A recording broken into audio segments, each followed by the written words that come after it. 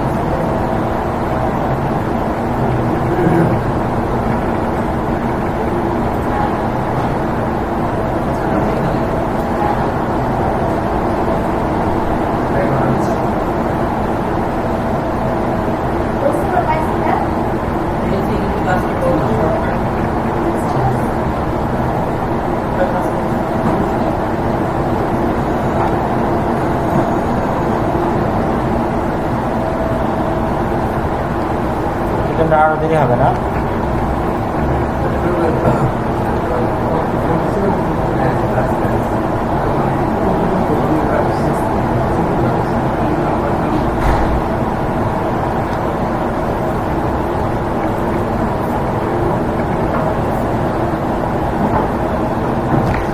সবাই theme option আছেন না? এই জায়গায় থিম অপশন মানে বলার সময় তো অনেক কিছু বুঝতে পারবেন না। হ্যাঁ, যখন আমরা প্র্যাকটিক্যালি করবো ডেমোগুলো তখন হয়তো ধরতে পারবেন যে এটা হচ্ছে এটা, আর তারপরেও কিন্তু এগুলা মানে দেখতে হবে। ভিডিও দিতেছি যেন ভুলে গেলে যেন মনে থাকে, যে পুরোটা এই আগামী 5টা ক্লাস পুরোটাই থাকবে হচ্ছে ইনফরমেটিভ ক্লাস।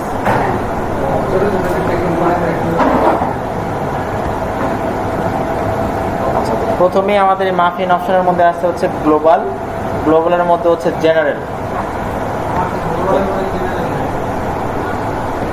গ্লোবালের জেনারেল নাই, ক্লিক করেন জেনারেল। এখানে হচ্ছে প্রথমে অপশনটা কি লেআউট, অর্থাৎ ওয়েবসাইটের লেআউটটা কি হবে, সেটা ফুল ওয়াইড থাকবে না বক্স থাকবে। ফুল ওয়াইড মানে কি পুরোটা জুড়ে থাকবে স্ক্রিনের বাম পাশ থেকে ডান পাশ পর্যন্ত পুরোটা, আর বক্স মানে কি চারদিকে একটা কি থাকবে, আলাদা একটা বর্ডার থাকবে। তো আমরা বক্সে যদি ক্লিক করি, যদি বক্স নেন, বক্স নিয়ে সেভ চেঞ্জ দিয়ে আপনার হোম পেজে যোগ দিয়ে দেখেন।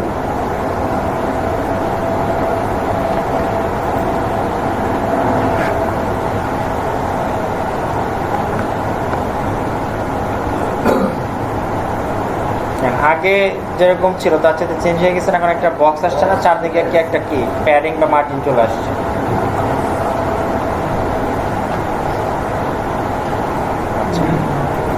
তারপর হচ্ছে গ্রিড ওয়াইড, অর্থাৎ আমার ওয়েবসাইটটা রেজুলেশন এটা কতটুকু হবে। এখানে কত দেওয়া আছে, 1240 পিক্সেল, এটা হচ্ছে স্ট্যান্ডার্ড। তো এটা আমরা দিতে পারবো কত, 960 থেকে 1920 পিক্সেল পর্যন্ত। অর্থাৎ যে ওয়েবসাইটের যে ইয়েটা থাকবে মানে বাম পাশ থেকে ডান পাশ সেটা কতটুকু রেজুলেশনের হবে, এটার উপরে ডিপেন্ড করবে।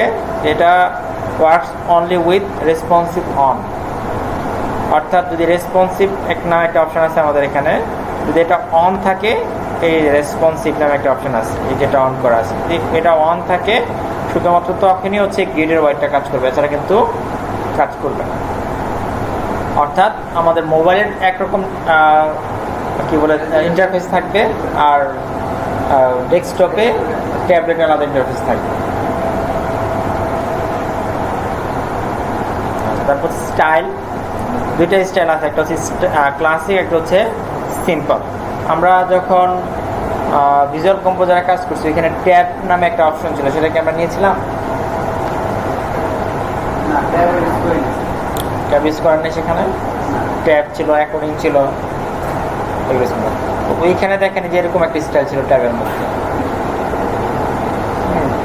তো দুইটা স্টাইল, দুইটা স্টাইলের মধ্যে কীরকম হবে, যেখান থেকে আপনি ক্লাসিকও সিলেক্ট করতে পারেন, আবার হচ্ছে সিম্পলও সিলেক্ট করতে পারেন। এখানে আমার যেটা প্রয়োজন হবে ডিজাইনের জন্য, ক্লায়েন্ট যেটা বলবে আমার ডিজাইনের জন্য যেটা প্রয়োজন হবে সেটা ইউজ করবে। বেটার বলতে এখানে কিছু নাই, এখন হচ্ছে ক্লায়েন্টের রিকোয়ারমেন্ট যেটা থাকবে আমার সেটাই করতে হবে। আচ্ছা, বাটনের স্টাইল, যে আমি যখন কোনো বাটন নিব তখন কোন স্টাইলটা ডিফল্টভাবে চলে আসবে। আমার তো স্টাইল চেঞ্জ করা যায়, প্রত্যেকটা স্টাইল চেঞ্জ করা যায়, কারণ আমি যখনই বাটন নিব তখন ডিফল্ট স্টাইল কোনটা আসবে, এখানে ডিফল্ট, ফ্ল্যাট এবং হচ্ছে স্ট্রোক, তিনটে স্টাইল দেওয়া আছে, আমাদের যেটা প্রয়োজন আমরা সেটা দিয়ে রাখবো। আচ্ছা, ইমেজ ফ্রেম, ইমেজ ফ্রেমের মধ্যে স্টাইল হচ্ছে কি স্লাইড বটম, তারপর হচ্ছে overlay, zoom without icon, disable hover effect. দেখেন আমাদের এখানে কি আমরা কোনো ইমেজ আছে আমাদের হোমে, এই যে ইমেজের উপরে মাউস নিয়ে গেলে কি হচ্ছে, এটা ওভারলে হয়ে যাচ্ছে।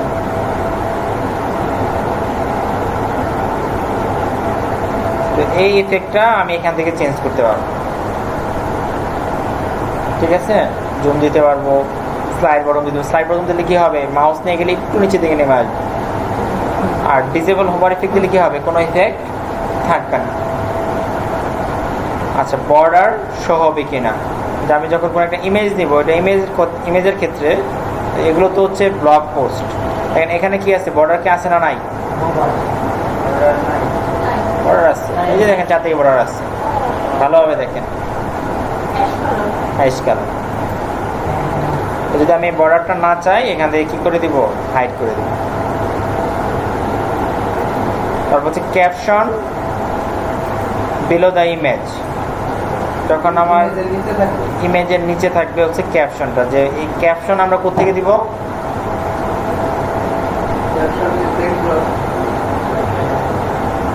ইমেজ আপলোড করার সময় ক্যাপশনের অপশন আসে। দেখেন আমরা যদি মিডিয়াতে যাই, যদি এক্সিস্টিং কোনো ফাইল আমরা ওপেন করি,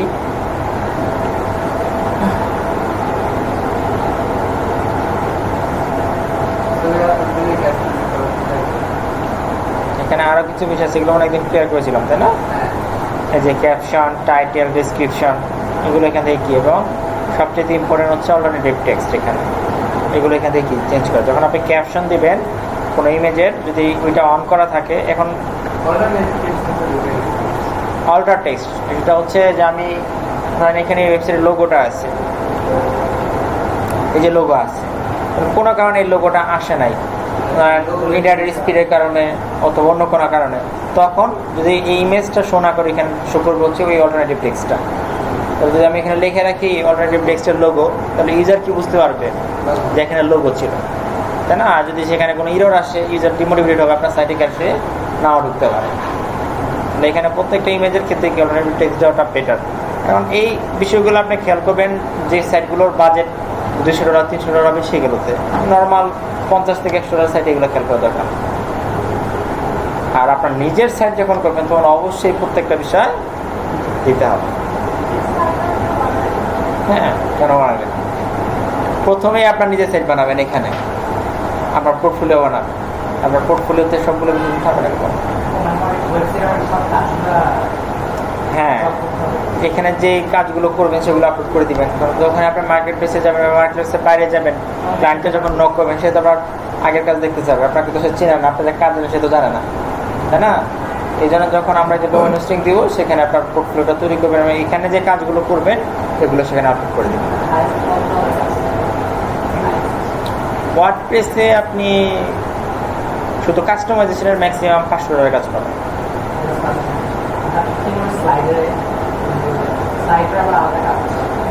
স্লাইডের আলাদা কাজ আছে, কারণ কেউ হ্যাঁ অল কমপ্লিট। ধরেন কেউ একটা ওয়েবসাইট সে নিজে নিজে করছে, কোনো ক্লায়েন্ট, এখন সে স্লাইডার চেঞ্জ করতে পারতেছে না, বা স্লাইডার সে করছে, সেখানে একটা প্রবলেম, সেটা সে সলভ করতে পারতেছে না, তখন ওইটার জন্য আপনাকে হায়ার করবে, আপনাকে দেখাবে স্লাইডার, আপনি বাজেট বলবেন। শুধু সিএসএস ফিক্সিংয়ের অনেক কাজ থাকে, যে ওয়েবসাইটে কোনো একটা কালার সে অপশন দিয়ে চেঞ্জ করতে পারতেছে না, সেটা আপনাকে সিএসএস দিয়ে চেঞ্জ করে দিতে হবে, সেটার জন্য আপনার চার্জ করবেন। ইভেন আপনাকে এটা প্রশ্নগুলো সে ফ্রি করবেন, হ্যাঁ টাকা দিবে আগে প্রশ্ন করার জন্য, আনসার নেওয়ার জন্য, ঠিক আছে? এখানে ওরা কোনো কিছুই কি ফ্রি করা, প্রত্যেকটা প্রশ্নের জন্য আপনাকে পেমেন্ট দিবে। আচ্ছা, তাহলে আমরা ক্যাপশনটা কি বুঝতে পারছি? ক্যাপশনটা কি, আমরা যখন ক্যাপশন দিব, ক্যাপশনটা আসবে কীভাবে? যদি আমার বিলো দ্য ইমেজ থাকে, তাহলে মাউস নিয়ে গেলে ইমেজের নিচে শো করবে, আর অন দ্য ইমেজ থাকলে কী হবে? মাউস নিয়ে গেলে ইমেজের উপরেই সেটা শো করবে। আচ্ছা, অন মানে উপরে। আচ্ছা, তারপর হচ্ছে ব্যাকগ্রাউন্ড। এই যে আমাদের ফুল বডির একটা ব্যাকগ্রাউন্ড ইমেজ আমরা দিতে পারবো। এই যে এখানে কি কালার আসছে না? আমরা যদি ব্যাকগ্রাউন্ড ইমেজ নেই, একটা ইমেজ দেন সবাই, একটা বড় ইমেজ দিন,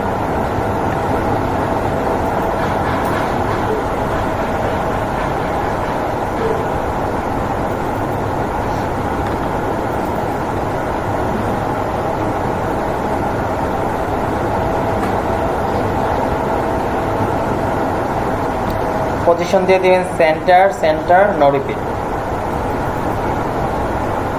মানে কি হলো? ইমেজটা মাঝখানে থাকবে কিন্তু কোনো রিপিট হবে না, ইমেজটা ছোট হলেও কি রিপিট হবে না। আর সাইজ দিয়ে দিবেন হচ্ছে কি কভার, তাহলে ফুল পেজ জুড়ে আসবে। অটো দিলে যদি ইমেজের সাইজ ছোট হয় তাহলে কভার হবে না, এই জন্য কভার দিয়ে দিলে ইমেজের সাইজ ছোট হলেও পুরো পেজ জুড়ে আসবে, বাট যদি ইমেজ রেজুলেশন কম থাকে তাহলে কিন্তু ইমেজটা ফেটে যাবে। সাইজটা কভার করতে মানে যাতে কভারের কাজটা কভারের কাজটা হচ্ছে ফুল রেজুলেশন ধরে আসবে, আপনার ডিসপ্লে যতটুকু থাকবে পুরোটা সেটা কভার করবে। নিয়েছেন সবাই? এটা পরে যাচ্ছে, আমরা আগে ইমেজ দেন, ইমেজ নিয়ে সেভ চেঞ্জ দেন। কভার নিচে হ্যাঁ সেভ চেঞ্জ। এটা করছেন সুমন ভাই, এটা করছেন, রিলোড দিচ্ছেন, ইমেজ আসছে না? বক্স করে এটা কিন্তু দেখা যাবে শুধুমাত্র বক্সের ক্ষেত্রেই, আসে নাই? আপনার কি ফুল হোয়াইট দেওয়া? বক্স করে দেন, এই যে এখান থেকে লেআউট ব্লক বক্স দেন।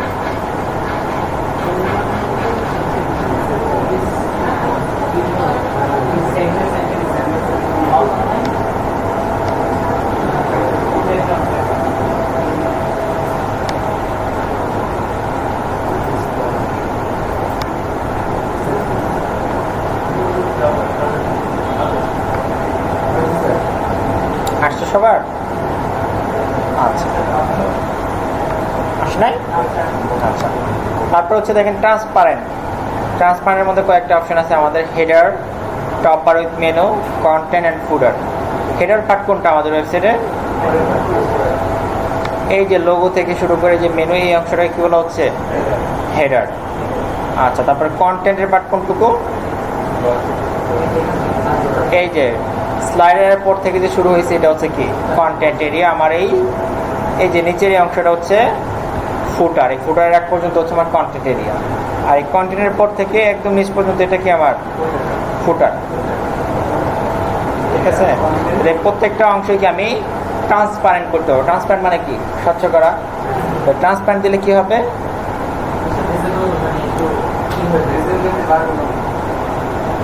অর্থাৎ স্বচ্ছ হয়ে যাবে। আর নিচে যেটা থাকবে, যেমন আমরা যদি কোনো গ্লাস রাখি, এইটার উপরে যদি কোনো গ্লাস রাখি তাহলে গ্লাসের উপরে কি কালার দেখা যাবে? নিচের কালারটা দেখা যাবে, হোয়াইটটা দেখা যাবে। তাহলে ওইটা গ্লাসটা স্বচ্ছ, অর্থাৎ আমার হেডারটা স্বচ্ছ হয়ে যাবে, কিন্তু নিচে যেটা থাকবে ওইটা আমার সামনে চলে আসবে, যেহেতু স্বচ্ছ হয়ে গেছে সেটা। আমরা নেই সবাই, হেডারটা আগে করেন, একটা একটা করে করবেন।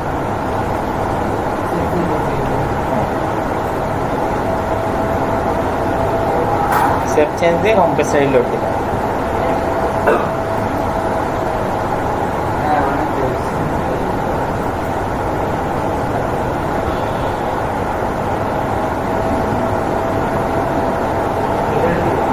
ট্রান্সপারেন্ট হয়েছে?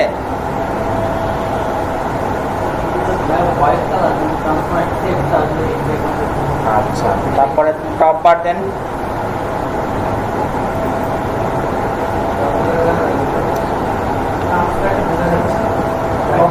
আচ্ছা আচ্ছা, এটা কারণ হচ্ছে এই যে এটা হচ্ছে আমার টপ বার এরিয়া। হেডার আমরা তখনই বুঝতে পারবো যখন আমরা অন্য একটা পেজে যাব, কারণ এখানে কিন্তু হেডার পার্ট আসে না। দেখেন আমি যে অন্য পেজে যখন গেছি, এই যে আমার এই যে উপরেটা কিন্তু ট্রান্সপারেন্ট হয়ে গেছে, আর হোম পেজে আসলে এখন আমার মেনুটা ট্রান্সপারেন্ট দেখাবে।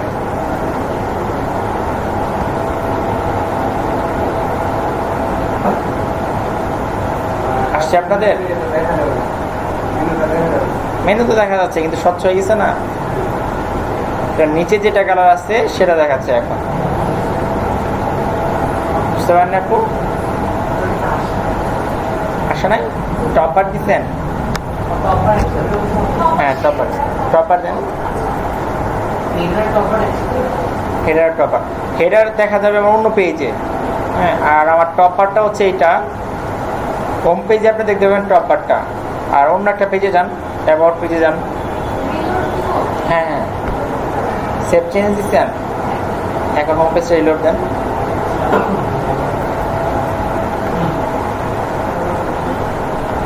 কালার চলে গেছে না?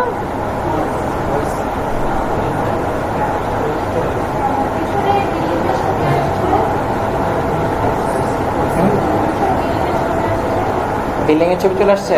বিল্ডিং এর ছবি নিছেন? আচ্ছা, তাহলে আমার ব্যাকগ্রাউন্ডে যা থাকবে সেটাই এখানে শো করবে। আচ্ছা, তারপর হচ্ছে কি অপশন? কন্টেন্ট, এটা ট্রান্সপারেন্ট করেন। আচ্ছা, কন্টেন্টের ক্ষেত্রে যেটা হবে, যদি কন্টেন্টের কোনো ব্যাকগ্রাউন্ড কালার না নেওয়া থাকে তাহলে ট্রান্সপারেন্ট হবে। আর যদি আমার অপশন থেকে, বিল্ডারের অপশন থেকে যদি কোনো ব্যাকগ্রাউন্ড কালার না থাকে তাহলে কিন্তু ট্রান্সপারেন্ট হবে না। ব্যাকগ্রাউন্ড থাকলে হবে না। ধরেন এই যে এই এরিয়াটা, এই যে এটা যখন আমরা বিল্ডার দিয়ে নিচ্ছি, এই সেকশনে আমি ব্যাকগ্রাউন্ড একটা কালার দিচ্ছি, তাহলে কিন্তু আমি এখান থেকে যদি ট্রান্সপারেন্ট নেই তাহলে কিন্তু ট্রান্সপারেন্ট হবে না। আর যদি কোনো ব্যাকগ্রাউন্ড কালার না নেওয়া থাকে তাহলে ট্রান্সপারেন্ট হবে। ট্রান্সপারেন্ট দিয়ে সেভ চেঞ্জ দেন। এখানে মানে ম্যাক্সিমাম সেকশন করাতে ব্যাকগ্রাউন্ড কালার না। ব্যাকগ্রাউন্ড কালার নেওয়া সবগুলো শুধু ফার্স্ট কন্টেন্টে নেওয়া।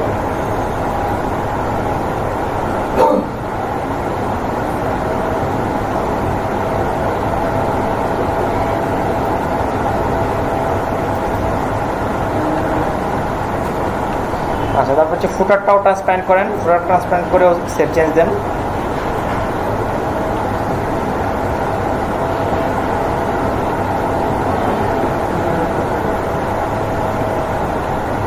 দেখেন ফুটারটা, আচ্ছা ফুটারে হচ্ছে যে বডির যে ব্যাকগ্রাউন্ড কালার সেটা চলে আসছে ফুটারে।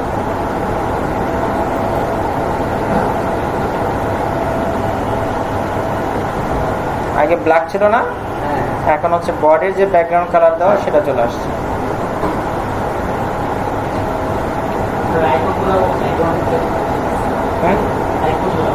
আইকনগুলো ট্রান্সপারেন্ট হয়ে গেছে।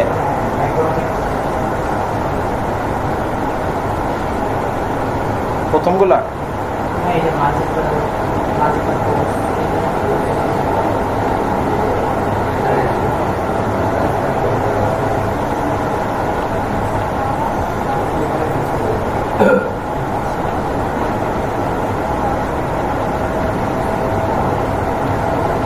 সবাই নিছেন? সবার কি ফুটার ট্রান্সপারেন্ট হয়েছে? হ্যাঁ হ্যাঁ নেই কেন?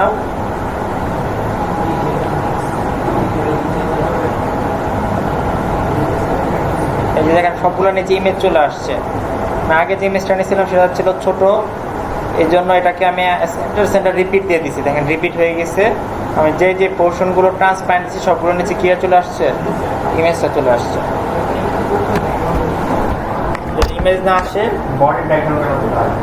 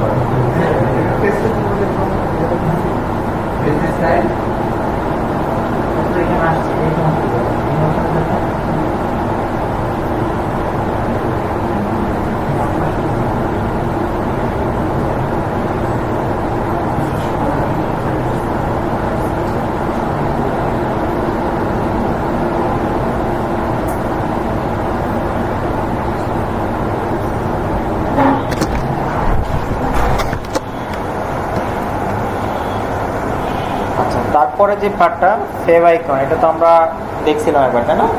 তখন আমরা চেঞ্জ করছি কোথাও থেকে? কাস্টমাইজ থেকে।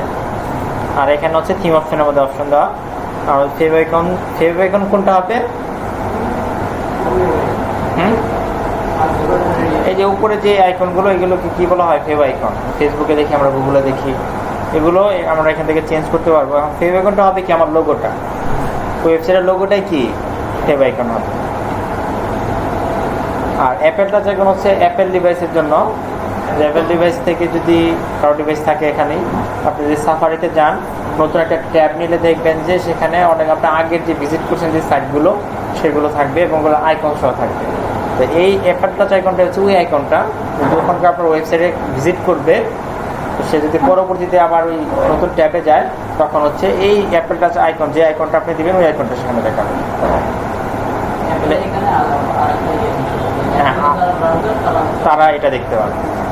আমি চাইছি নরমাল একটা আইকন দেখাবো অ্যাপেল আছে। হ্যাঁ, দেখানো যাবে। হ্যাঁ, সেম আইকনই হবে।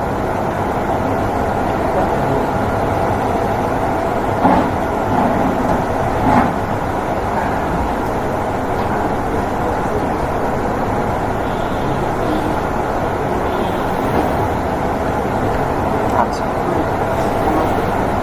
তারপর জেনারেলের পরে চলে যান লোগোতে।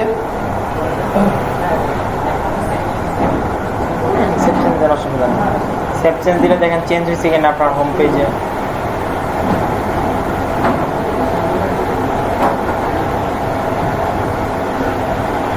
চেঞ্জ হয়ে গেছে না? সেভ চেঞ্জ দিয়ে হোম পেজটা রিলোড দেন।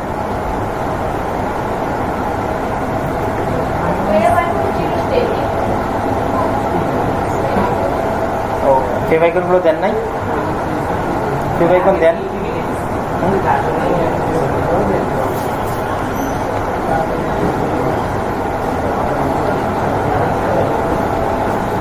আচ্ছা, তারপর লোগোর মধ্যে হচ্ছে কি, আমরা লোগো চেঞ্জ করার জন্য আমাদের অপশন হচ্ছে এটা, ঠিক আছে? প্রথমে হচ্ছে যদি কোনো আপনার লোগো না দেওয়া থাকে ডিফল্ট ভাবে ওদের লোগোটা চলে আসবে। আচ্ছা, এটা হচ্ছে জেনারেল লোগোর জন্য। রেটিনা লোগোটা হচ্ছে রেটিনা ডিসপ্লের জন্য, অর্থাৎ অ্যাপেলের যে ডিভাইসগুলো থাকে, হ্যাঁ, এগুলো কিন্তু সব রেটিনা ডিসপ্লে।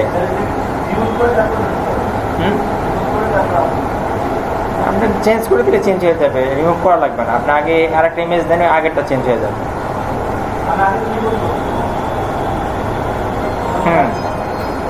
এখানে ব্রাউজে ক্লিক করেন, আগেরটা চেঞ্জ করার জন্য হ্যাঁ আগে রিমুভ দিতে হবে।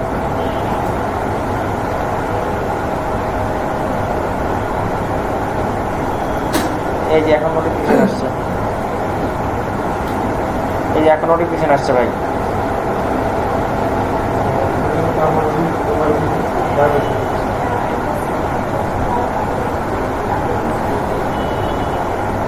আচ্ছা, রেটিনার লোগোটা আপনার জেনারেল লোগোর চেয়ে 2 গুণ বড় হইতে হবে।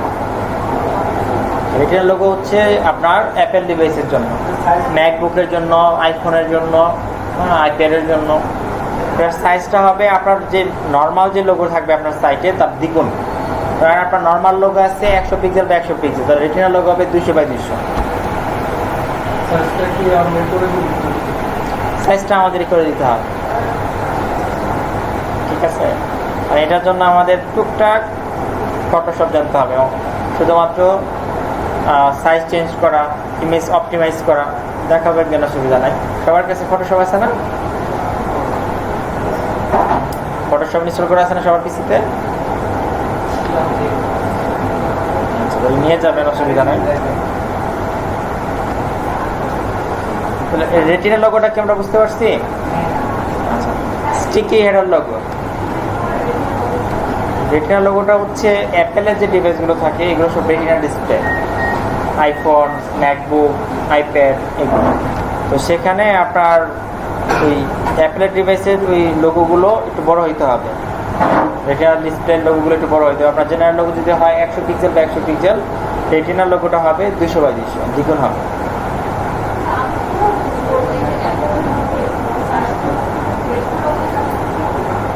হ্যাঁ, এই জন্য আপনার অ্যাপেলের ডিভাইস লাগবে এখন চেক করার জন্য। এখন আমরা এটা কেন দিচ্ছি এই অপশনটা ওরা, কারণ ম্যাক্সিমাম আমাদের ক্লায়েন্ট কিন্তু ফরেনার, তাই না? ওরা বেশিরভাগই হচ্ছে অ্যাপেল ডিভাইসগুলো ইউজ করে, বেশি অ্যাপেল ইউজ করে। তো এই জন্য রেটিনা লোগোতে আপনার ডিসপ্লে রেজুলেশন অনেক বেশি থাকে না। এখন আমার এই যে নর্মাল ডিসপ্লেতে যেরকম দেখাচ্ছে ওইখানে কিন্তু আরও ছোটো দেখাবে, অনেক ছোটো দেখাবে, আর রেজুলেশন অনেক বেশি এই ডিসপ্লে। তো তখন আমার লোগোটা ছোটো দেখা যাবে না যদি আমার জেনারেল লোগো থাকে। এই জন্য বছর লোগোটা আলাদা দেওয়া হবে রেটিনা ডিসপ্লেতে।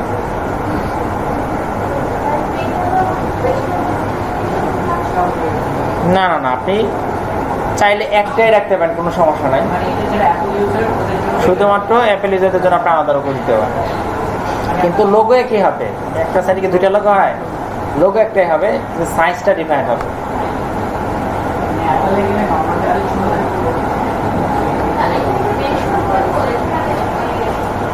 হ্যাঁ, এটি যেমন আমি লোগো দিলাম, রেটিনার লোগো আরেকটা দিব, মানে সাইজ আলাদা হবে, দুইটাই আমার সিলেক্ট করে দিতে হবে।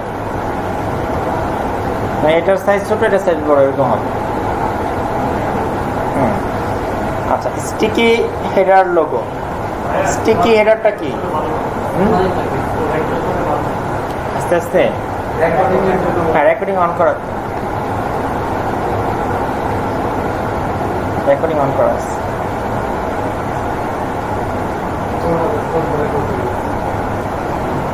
আচ্ছা, স্টিকি হেডার লোগোটা কি? স্টিকি হেডারটা কি? এই যে এখন তো আমার মেনু আছে, তাই না? স্ক্রল করলেও দেখেন আমার মেনুটা আমার উপরে কি থাকতেছে। স্টিক মানে কি গাম দিয়ে লাগানো, এটা কি সবসময় কি লেগে থাকতেছে? এইখানে যে লোগোটা থাকবে এটাই হচ্ছে স্টিকি হেডার লোগো। এটার সাইজটাও কি ডিফারেন্ট হইতে পারে, ছোট হইতে পারে। এই জন্য কি ওরা এটার অপশনটা আলাদা দিয়ে দিচ্ছে। এখানে একটা কন্ডিশন দেওয়া আছে, দেখেন, use if you want to different logo for sticky header. যদি আমরা আলাদা লোগো ইউজ করতে চাই স্টিকি হেডারের জন্য, তাহলে এটা আমরা ইউজ করব। This is tablet logo for creative header. যখন আমরা ক্রিয়েটিভ হেডার নিব, আমাদের হেডারের মধ্যে ক্রিয়েটিভ হেডার নামে একটা অপশন আছে, তখন এই লোগোটা কাজ করবে কি ট্যাবলেট লোগো হিসাবে। অর্থাৎ ট্যাবলেটে যখন আমার এই সাইটে একটু ব্রাউজ করবে, তখন সে সবসময় দেখতে পাবে কোন লোগোটা, এই স্টিকি হেডার লোগোটা। বুঝতে পারছেন? আর সেম স্টিকি হেডারের জন্য আমরা রেটিনার লোগো আলাদা সিলেক্ট করতে পারবো, যেখান থেকে দিয়ে দিব সেটা। তারপর হচ্ছে অপশনে যান, অপশনের মধ্যে লিঙ্ক টু হোম পেজ, এখানে ক্লিক করা আছে। এটা মানে কি? তার মানে হচ্ছে আমি যখন অন্য কোনো পেজেও থাকবো, তখন আমি হোম পেজ থেকে চলে গেলাম অ্যাবাউট পেজ, তখন যদি আমি লোগোতে ক্লিক করে চলে যাবে কোথায়? হোম পেজে। অর্থাৎ আমার লোগোটা সবসময় কি লিঙ্ক করা থাকবে হোম পেজে। আমি যে পেজেই থাকি না কেন, লোগোতে ক্লিক করে চলে যাবে আমার হোম পেজে। যদি আমার এটা ক্লিক করা না থাকে তাহলে কিন্তু যাবে না, তাহলে কিন্তু আমার লোগো ক্লিকেবল হবে না বা লিঙ্ক থাকবে না সেখানে। আচ্ছা, তারপর হচ্ছে warp into H1 tag on home page. আমার লোগোটা H1 ট্যাগে হবে। কখন হবে? যখন আমার সাইটে কোনো ইমেজ লোগো থাকবে না, আমার টেক্সট লোগো থাকবে। এখানে টেক্সট লোগো দেওয়ার একটা অপশন আছে, যে আমার কোনো ইমেজ লোগো নাই, আমি টেক্সট দিব। ধরেন এখানে আমার নাম দিয়ে আমার লোগো হবে।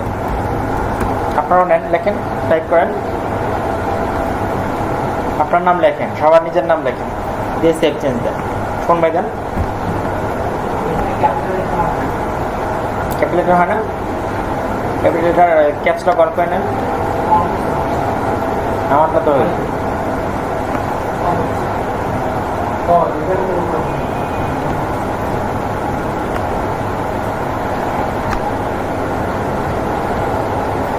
আচ্ছা, এর আগে আমরা ট্রান্সপারেন্সিটা উঠে দিই। হ্যাঁ, ট্রান্সপারেন্ট থাকলে এটা বোঝা যাচ্ছে না।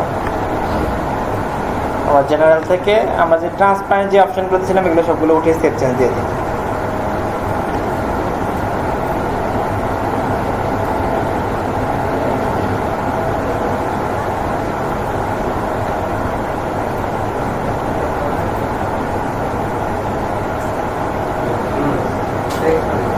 টেক্সট লোগো চলে আসছে না? হ্যাঁ, ওইটা চলে যাবে। টেক্সট লোগো দিলে টেক্সটের টেক্সটটাকে প্রায়োরিটি দিবে, ইমেজ লোগো থাকবে না।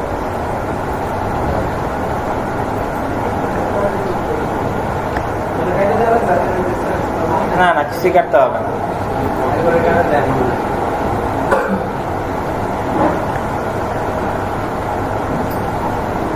আচ্ছা, তো এখানে ওয়ার্প ইনটু H1 ট্যাগ, এখানে যদি আমি এটা ক্লিক করে দিই, সেই টেক্সট লোগোটা H1 ট্যাগে থাকবে। H1 ট্যাগ হচ্ছে হেডিং ট্যাগ HTML এর সবচেয়ে বড় ট্যাগ, সেটা হেডিং এর। এর কোনো চেঞ্জ আসবে না, বাট আমার এই টেক্সটে থাকবে কি H1 এর মধ্যে হেডিং ট্যাগ।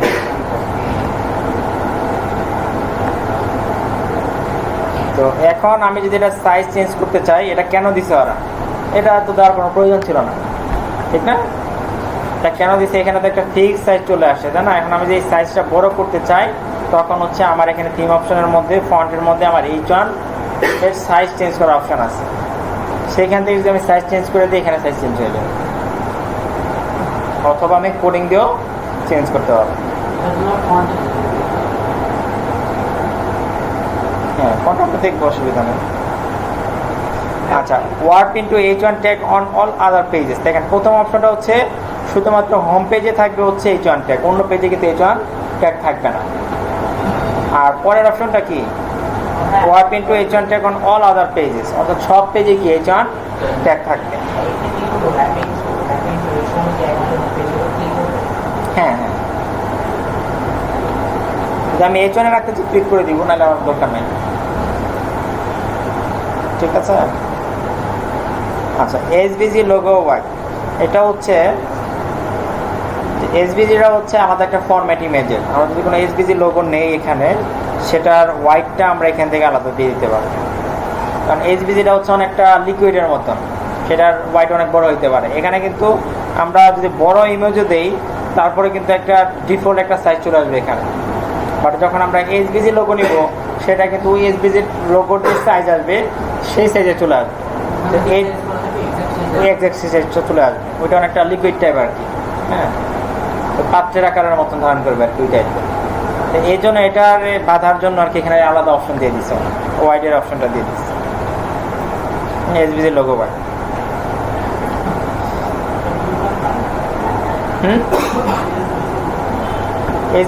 SVGটা হচ্ছে আলাদা একটা ফরম্যাট ইমেজের, একটা আলাদা গ্রাফিক্স। তো যদি আমরা এখানে তো আমরা ইমেজ নিচ্ছি, তাই না, এই যে থিমের, যদি আমরা এখানে যদি আমরা SVG লোগো আপলোড করতাম, SVG আলাদা একটা ফরম্যাট, যদি ক্লায়েন্ট আমাদেরকে সেই ধরনের কোনো ইমেজ দেয় যে SVG ইমেজ থাকবে আমার, তখন হচ্ছে এটার লোগোর হোয়াইটটা এখানে আলাদা আমাদের দিতে হবে। এছাড়া জেনারেল অন্য যে ফরম্যাটের লোগোগুলো থাকবে, সেটার ডিফল্ট একটা হোয়াইট দেওয়া আছে, SVGর জন্য হচ্ছে আলাদা দিতে হবে।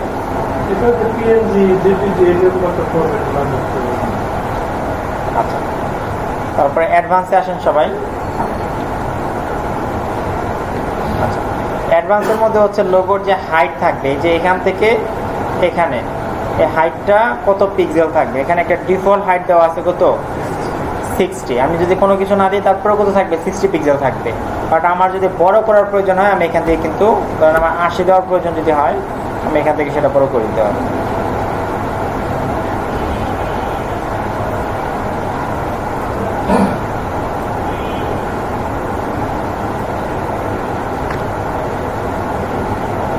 বড় হয়েছে? হ্যাঁ, ডিফল্ট ভ্যালু হচ্ছে 60।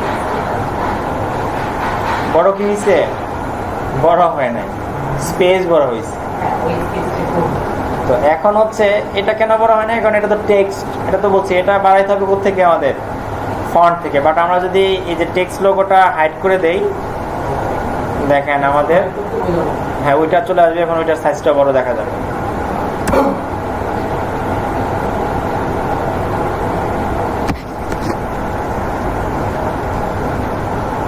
ষাটটা আরো বেশি দেন, 120 দেন, তাহলে বেশি বুঝা যাবে, আরো বড় দেন।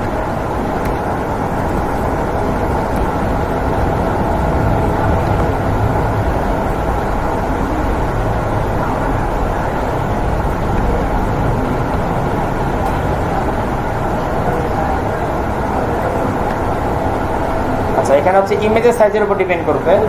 ইমেজের সাইজ যদি বড় হয়, তাহলে কিন্তু বড় হবে। আমরা যদি বড় একটা ইমেজ নেই,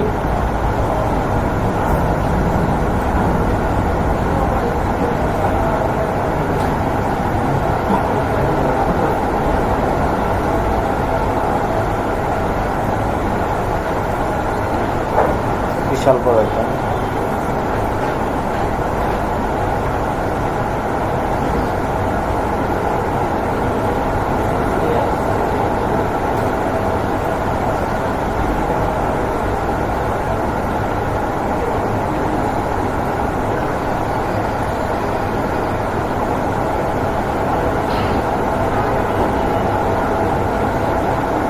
দেখেন এটাতে বড়টা বোঝা যাচ্ছে, ইমেজটা বড়। এখানে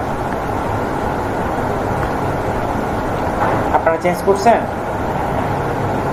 আচ্ছা, তারপর হচ্ছে ভার্টিক্যাল প্যারিং। ভার্টিক্যাল মানে কি? এভাবে না এভাবে? শোন ভাই, ভার্টিক্যাল কি এভাবে না এভাবে? ভার্টিক্যাল রো সবসময় কি লম্বা লম্বি থাকবে, আমরা পর্দাকে বলা হয় ভার্টিক্যাল, তাই না? আর হরিজেন্টাল, হরিজেন্টাল ভাবে এইভাবে লম্বা লম্বি না এইভাবে। ভার্টিক্যাল হচ্ছে কলাম, হরিজেন্টাল হচ্ছে রো। রো সবসময় কিভাবে থাকে?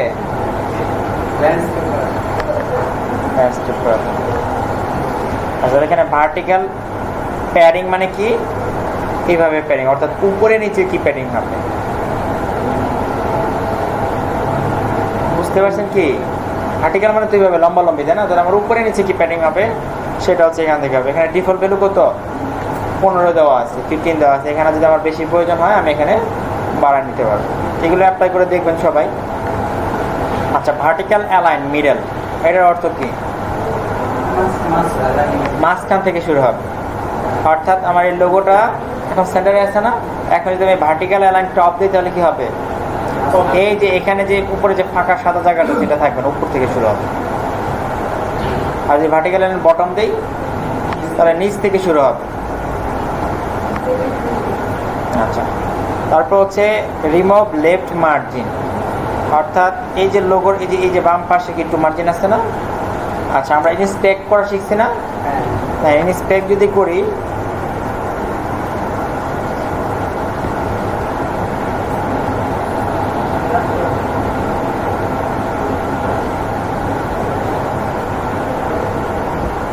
এখানে কোনো মার্জিন এখন আপাতত নাই, এই যে আছে অলরেডি। এই যে কমলা কালার রঙের যে কালারটা আসবে এটা হচ্ছে মার্জিন, আর এই যে সবুজ যে আসে, এই যে দেখছেন সবুজ আসছে চারদিকে, এটা হচ্ছে প্যাডিং, প্যাডিং এর কালার। কালার দুইটা মনে রাখতে হবে।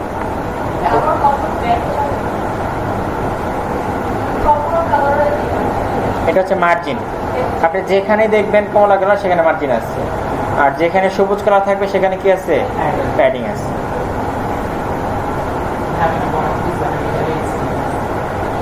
বুঝে গেছে? ইমেজের সাইজটা ইয়ে করতে হবে, ডিফাইন করতে হবে, ছোট দেন তাহলে বোঝা যাবে। আচ্ছা, তারপর হচ্ছে ওভারফ্লো লোগো। ওভারফ্লো লোগোটা অনেক ইম্পর্টেন্ট, অনেকগুলোটার মধ্যে এটা ইউজ হয়েছে। ওভারফ্লোটা হচ্ছে এই যে আমার হেডারের মধ্যে লোগোটা আছে, তাই না?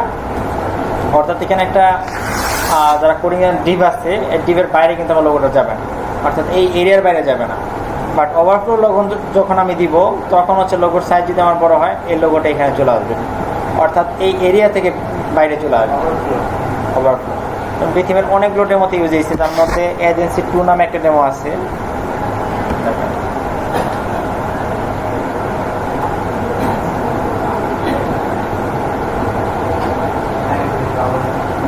এই যে দেখেন এখানে লোগোর এরিয়া আছে না একটা হেডারের, বাট এটা কিন্তু এটার বাইরে চলে আসছে। এটা আসে শুধুমাত্র যে অপশনের কারণে, এই ওভারফ্লো লোগোটা ভিজিবল থাকবে এবং এটা আমার এরিয়ার বাইরে থাকবে, ঝুলন্ত অবস্থায় থাকবে, সেটা এরকম দেখাবে। আচ্ছা, sticky logo remove max height and padding, অর্থাৎ স্টিকি যখন থাকতেছে আমার লোগোটা, হ্যাঁ এখানে কিন্তু চারদিকে একটা প্যাডিং মার্জিন আছে, তাই না? যদি আমি এটা উঠাই দিই, যদি ক্লিক করে দিই যে remove max height and padding, তাহলে দেখবেন লোগোটা একটু বড় হবে, অর্থাৎ চারদিকে যে প্যাডিং এবং মার্জিন দেওয়া আছে সেটা চলে যাবে।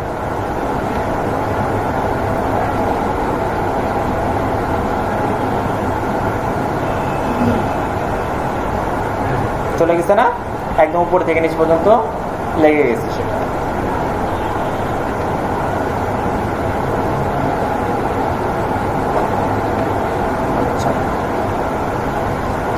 দেন হচ্ছে আমরা স্লাইডারে যাই।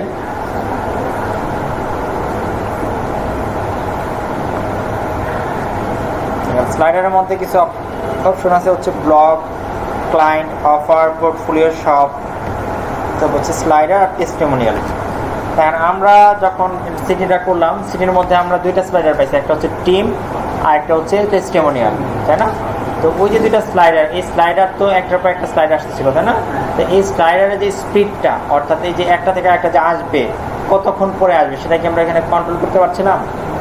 সেখানে কিন্তু কোনো অপশনে সেটা ডিফল্ট দেওয়া কোডিংয়ের মধ্যে যেটা দেওয়া সেটাই আসছে। বাট বিথিম যেটা করছে যে ওরা ওদের এখানে ব্লক স্লাইডার আছে, ক্লায়েন্ট স্লাইডার আছে, আদার অফার স্লাইডার আছে, পোর্টফোলিও আছে, শপ আছে, আর নর্মাল স্লাইডার আছে, একটা টেস্টিমোনিয়াল স্লাইডার আছে। এই স্লাইডগুলোর যে ডিউরেশন একটার পর একটা কতক্ষণ করে আসবে সেটা কন্ট্রোল করা যাবে এখান থেকে, স্পিডটা কন্ট্রোল করা যাবে এখান থেকে। যে এখানে মিলি সেকেন্ডে সেটা কাউন্ট হয়, যে এখানে 1000 মিলি সেকেন্ড মানে কত 1 সেকেন্ড। আমরা যদি এখানে 5000 দিতে হলে কত কি 5 সেকেন্ড পর পর একটা স্লাইড চলে আসবে। তাহলে এটা কাস্টমাইজের সুযোগ আছে এখানে। এটা কি সবাই বুঝতে পারছেন? ভাই বুঝতে পারছেন? ফরহাদ ভাই কিছুই বুঝতেছেন না? আচ্ছা, আমরা যে সিটি করছিলাম না, দেখেন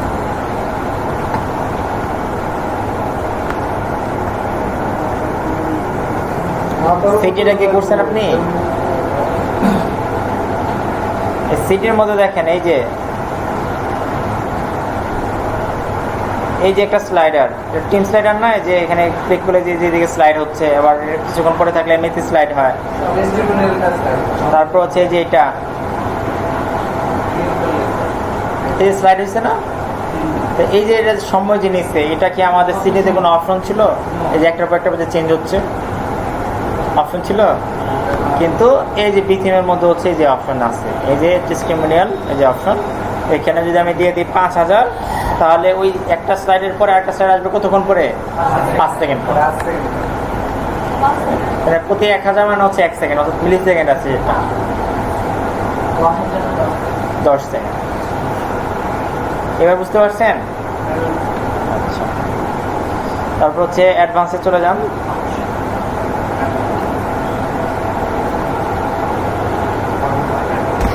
আচ্ছা, অ্যাডভান্সের মধ্যে প্রথমে layout, box layout, side padding.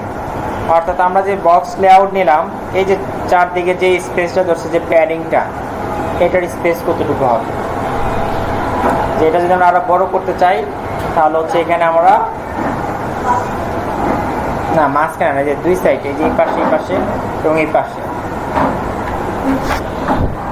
এই যে স্পেসটা, এই যে এখানে, এটা তো ব্যাকগ্রাউন্ডের ইমেজ আছে না, আমরা যখন বক্স এসে তখন এটা বক্স হয়ে গেছে, তো চার দিয়ে কি উপরে সাইডে নিচে কি এটা প্যাডিং বেরিয়ে গেছে। এটা যদি আমরা বড় করতে চাই, ধরেন এখানে আছে 20 পিক্সেল, আমি যদি চাই যেটা 50 পিক্সেল থাকবে, অর্থাৎ আরো এইদিকে থাকবে, তখন হচ্ছে আমার বাড়ানোর অপশনটা কোথায়? যে এখানে অ্যাডভান্স। ঠিক আছে, এখানে আমরা পিক্সেলও দিতে পারবো, আবার পার্সেন্টও দিতে পারবো।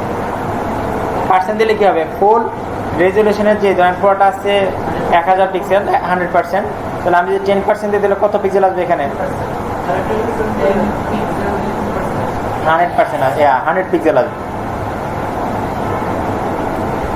যদি 1000 পিক্সেল হয়, সেটা যদি 100% হয়, যদি আমি 10% দিই, তাহলে কত পিক্সেল হবে? 100 পিক্সেল হবে না? তাহলে 100 পিক্সেল করে কি চারদিকে ছেড়ে দিবে সেটা। আচ্ছা, তারপরে হচ্ছে বিল্ডার ভিজিবিলিটি এভরিওয়ান, অর্থাৎ বিথিমে যে ডিফল্ট বিল্ডার আছে, আমরা যদি একটা পেজে যাই,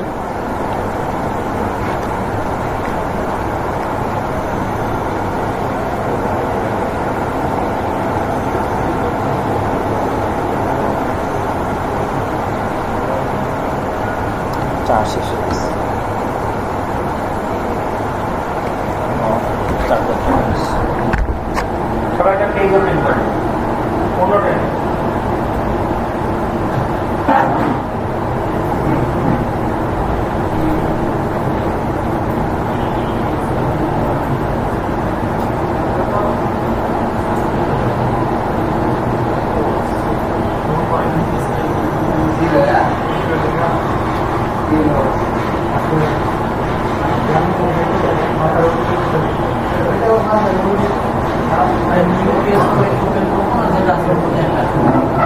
নতুন একটা পেজ ওপেন করেন অন্য ট্যাবে।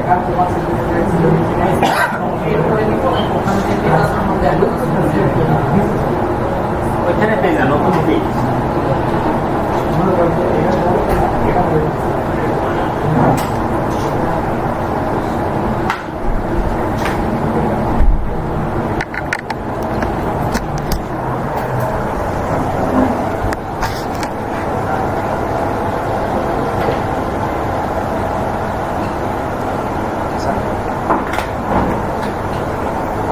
এই পেজের মধ্যে দেখেন নতুন একটা অপশন আসছে যে add section, add first section আসছে না সবার? এটা হচ্ছে মাফিন বিল্ডার বি থিমের নিজস্ব বিল্ডার, অনেকটাই জেএস কম্পোজারের মতো।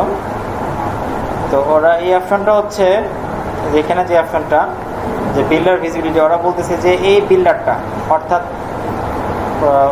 বি থিমের যে বিল্ডারটা এটা কারা দেখতে পারবে? সবাই।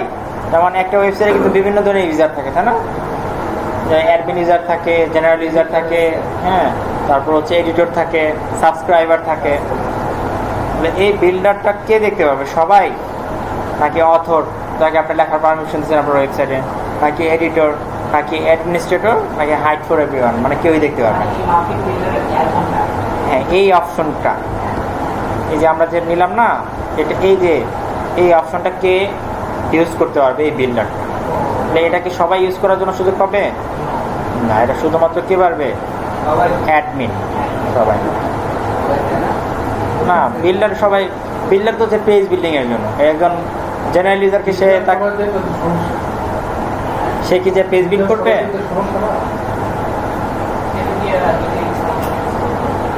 হ্যাঁ হ্যাঁ, চেঞ্জ করতে হবে।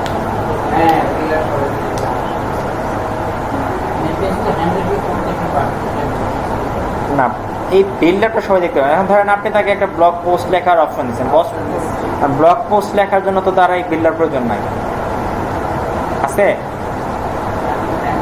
কারণ ব্লগ পোস্ট লেখার জন্য তো ডিফল্ট অপশন এখানে আসতেই আলাদা, তাই না? ব্লগ পোস্টের জন্য তো তার বিল্ডার প্রয়োজন না। বিল্ডার প্রয়োজন হচ্ছে আমাদের পেজ বিল্ড করার জন্য। তাহলে এই অপশন তো তার প্রয়োজন না। তাহলে এটা দেখবে কি? শুধুমাত্র অ্যাডমিনই দেখবে, অর্থাৎ অ্যাডমিনিস্ট্রেটর দেখবে। আচ্ছা, কন্টেন্ট ডিসপ্লে অর্ডার এটা কি? এটা হচ্ছে ধরেন আমরা যদি চাই আমরা একই পেজে জেএস কম্পোজারও ইউজ করতে পারবো, আবার মাফিন বিল্ডারও ইউজ করতে পারবো। এখন যখন এটা ইউজ করব, আমি যখন বি থিম দিয়ে কিছু কন্টেন্ট নিব, আবার ভিজুয়াল কম্পোজার জেএস কম্পোজারে কিছু কন্টেন্ট নিব, এখন কোনটা আগে শো করবে? এইটা হচ্ছে যে এখানে অপশন যে আমি চাইলে মাফিন বিল্ডারটাকেও আগে রাখতে পারি, অর্থাৎ বি থিমের যে বিল্ডার সেটার কন্টেন্টগুলো আগে আসবে। আবার যে চাই যে না ওয়ার্ডপ্রেস এডিটর, এটা হচ্ছে আলাদা যে হ্যাঁ, কোন কন্টেন্টগুলো আগে যায়। বাট এটা কিন্তু গ্লোবাল অপশন। আপনার যখন শুধুমাত্র এক পেজের জন্য হবে না, এটা সব পেজের জন্য কাজ করবে।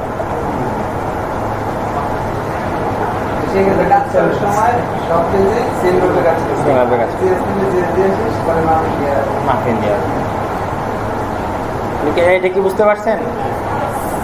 হঠাৎ বুঝতে পারছেন এটা?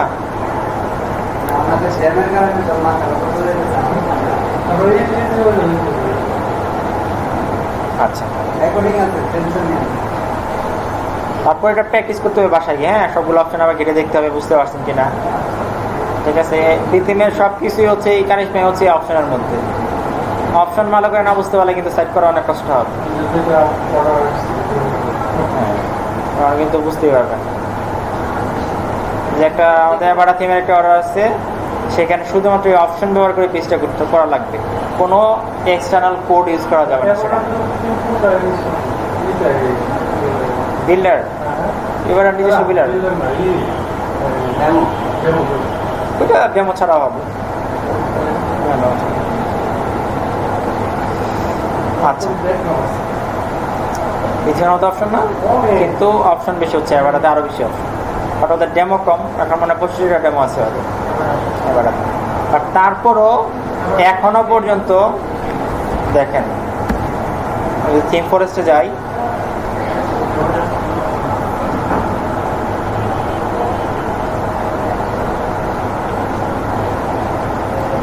এখনো পর্যন্ত বেস্ট সেলিং থিম হচ্ছে এবার নাম্বার 1 অল টাইম। কি পরিমাণ সেল হয়েছে দেখেন, 5,37,156 গুণ দিয়ে দেখেন $60 কত আসে, কত $20 আসে। ওদের এই সেলের কারণে, ওদের এত পরিমাণ সেলের কারণে এই যে থিম ফরেস্টে ওনার হচ্ছে ইভান্টু, এই ইভান্টু ওদের টাকা দিয়ে এই এবারটাকে অফিস করে দিচ্ছে।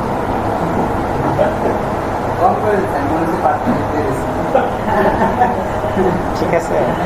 আর এটা তো আপনি দেখতেছেন শুধুমাত্র জেনারেল অর্ডার, হ্যাঁ, এই যে একটা সিঙ্গেল অর্ডারের হিসাবটা পাচ্ছেন, বাট এই একটা থিমের জন্য ওরা যে কত কাস্টম অর্ডার পাইছে, কত বিগ বিগ বাজারের কাজ পাইছে, এটা তো হিসাব নাই।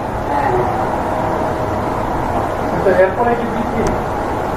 তারপরে না, বি থিম মানে আরো পরে, বি থিমের আগে আরো ভালো ভালো থিম আসছে, বাট বি থিমটা বেশি পপুলার হচ্ছে ডেমোর কারণে, সুন্দর, অনেক সুন্দর। এবং ডেমোর কারণে, কারণ ম্যাক্সিমাম ডেমো বি থিমই আছে।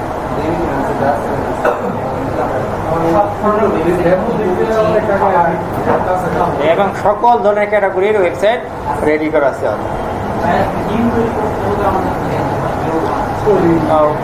পিএইচপি জানতে হবে এবং জাভাস্ক্রিপ্ট জানতে হবে। না, ওয়ার্ডপ্রেসের আলাদা ফ্রেমওয়ার্ক আছে। পিএইচপি বেসিক জানতে হবে, র পিএইচপি জানতে হবে, পাশাপাশি ওয়ার্ডপ্রেসের ফ্রেমওয়ার্ক জানতে হবে। ওয়ার্ডপ্রেসের নিজস্ব ফ্রেমওয়ার্ক। এটা তো মানে ওয়ার্ডপ্রেস ওরা ডিজাইন করে দিচ্ছে, লারাভেল থেকে ভালো তা না, ওদের মতো করে দেওয়া আর কি। আর লারাভেল হচ্ছে আলাদা ফ্রেমওয়ার্ক, কিন্তু ল্যাঙ্গুয়েজ একই, ল্যাঙ্গুয়েজ পিএইচপি। বাট ওয়ার্ডপ্রেসে আগামী দিনে ভালো করার জন্য পিএইচপির চাইতে বেশি জরুরি হচ্ছে জাভাস্ক্রিপ্ট। ফ্রেমওয়ার্ক হচ্ছে একটা নিয়ম, কারণ আপনাকে সে সুযোগ দিচ্ছে কোডিং করার, বাট একটা রুলস করে দিচ্ছে।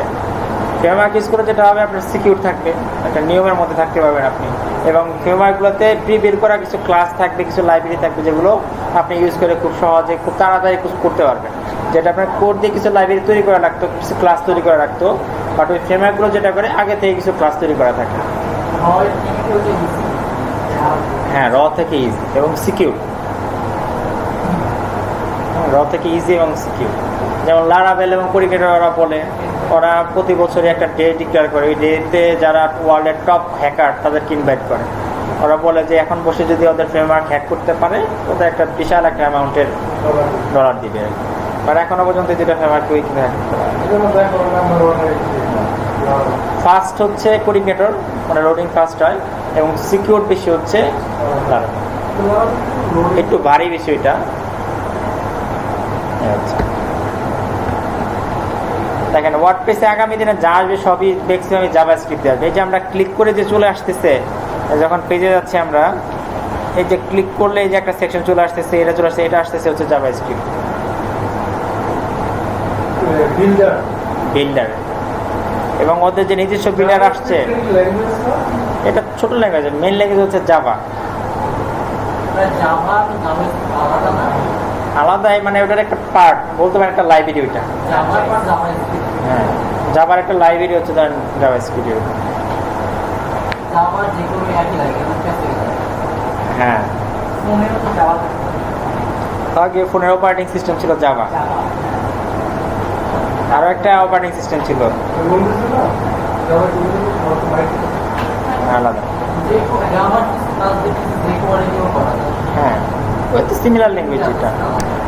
যেমন আপনি যে জাভা ভালো জানেন, আপনার জন্য অ্যান্ড্রয়েড অনেক ইজি হবে, কারণ ম্যাক্সিমাম অ্যান্ড্রয়েডের ইআই আসছে জাভা থেকে, কোডিংগুলো আসছে। আপনি যদি জাভা খুব ভালো জানেন, আপনার জন্য অ্যান্ড্রয়েড শিখতে ম্যাক্সিমাম 15 দিন লাগবে, বেশি লাগবে।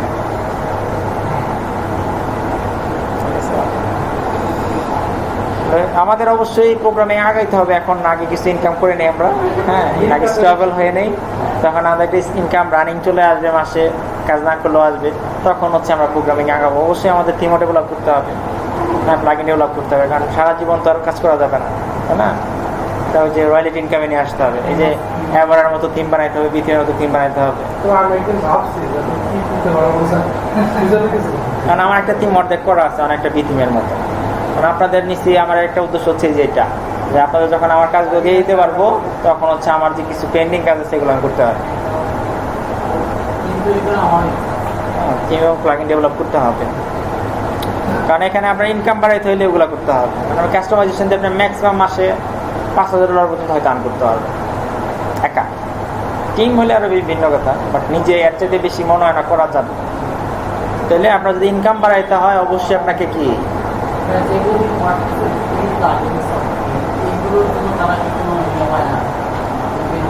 না না অবশ্যই এটার কোনো না কোনো কি ব্যাক এন্ডে একটা ইয়ে আসছে, বেনিফিট আছে। যেমন আপনি একটা ফ্রি প্লাগইন তৈরি করে আপলোড করে দিচ্ছেন, তো এখন কোনো একটা ইউজার সেটা কাজে লাগছে, বাট তার কিছুটা চেঞ্জ প্রয়োজন, তখন আপনাকে সে অর্ডার করবে। বিজনেসটা যে জায়গায় সেটা হচ্ছে, যেমন আমি ইটা ইউজ করতেছি, যে ক্লাসিক প্লাগইন ইউজ করতেছি, এটা বিপিএও কাজে লাগতেছে, আবার জিএস কম্পিউটারে কাজে লাগতেছে, যে কোনো জায়গায় কাজে লাগতেছে। এখন দেখা যাচ্ছে ওই বিল্ডার কোম্পানিগুলো তাদের থেকে তার মধ্যে ইউজার ফ্রেন্ডলি করবে না। যেমন ধরুন সিটিটা ফ্রি, তাই না? সিটির কিন্তু পেড ভার্সনও আছে। যেমন এখানে আমরা অনেক কিছু কাস্টমাইজের অপশন পাবো না, বাট যেমন হ্যাঁ, যেমন এখানে আমাদের স্লাইডার দেওয়া কয়টা 5টা, এর বেশি কিন্তু নাই, কারণ আমার যে স্লাইডার 10টা প্রয়োজন হয় তখন হচ্ছে প্রিমিয়ামে যেতে হবে। এটাই হচ্ছে আর কি, ফ্রি দেওয়ার সুযোগটা হচ্ছে যে আপনাকে ইউজ করেন, ভালো লাগলে আমার কাছ থেকে কিনে নেবেন। আচ্ছা ঠিক আছে, আমরা কন্টেন্ট অর্ডারটা তো বুঝতে পারছি না, ডিসপ্লে অর্ডারটা, যে আমার বিল্ডারটা কোনটা আগে আসবে, যে স্কমোজার আসবে নাকি আমার পৃথিবীর বিল্ডার আগে আসবে, সেটা আমি এখান থেকে চেঞ্জ করতে পারবো। তারপর হচ্ছে কন্টেন্ট রিমুভ পেয়ারিং। আমরা যখনই কোনো কন্টেন্ট নিব, কোনো সেকশন নিব, এই যে এখানে কোনো সেকশন ডেপ নিব, তখন ডিফল্টভাবে একটা প্যাডিং থাকবে 30 পিক্সেল, এটা ডিফল্টভাবে চলে আসবে। যদি আমরা এটা না চাই, আমরা এখানে যেটা অফ করে দিই, যে আমার কোনো প্যাডিং থাকবে না, সব মিলে যাবে। হ্যাঁ, এবং এটার অপশন প্রতিটা পেজে আলাদাভাবেও দেওয়া আছে। ধরেন আমার এটা দিলে তো সবগুলো হয়ে যাবে। এখন ধরেন আমার কোনো একটা নির্দিষ্ট পেজে আমার প্রয়োজন যে সেখানে কোনো প্যাডিং থাকবে না, তো এই জন্য আমার প্রত্যেকটা পেজের মধ্যে এই অপশনটা দিয়ে দিচ্ছে, দেখেন কন্টেন্ট রিমুভ প্যাডিং ওই পেজের জন্য। আর ওইটা হচ্ছে গ্লোবাল অপশন সব পেজের জন্য।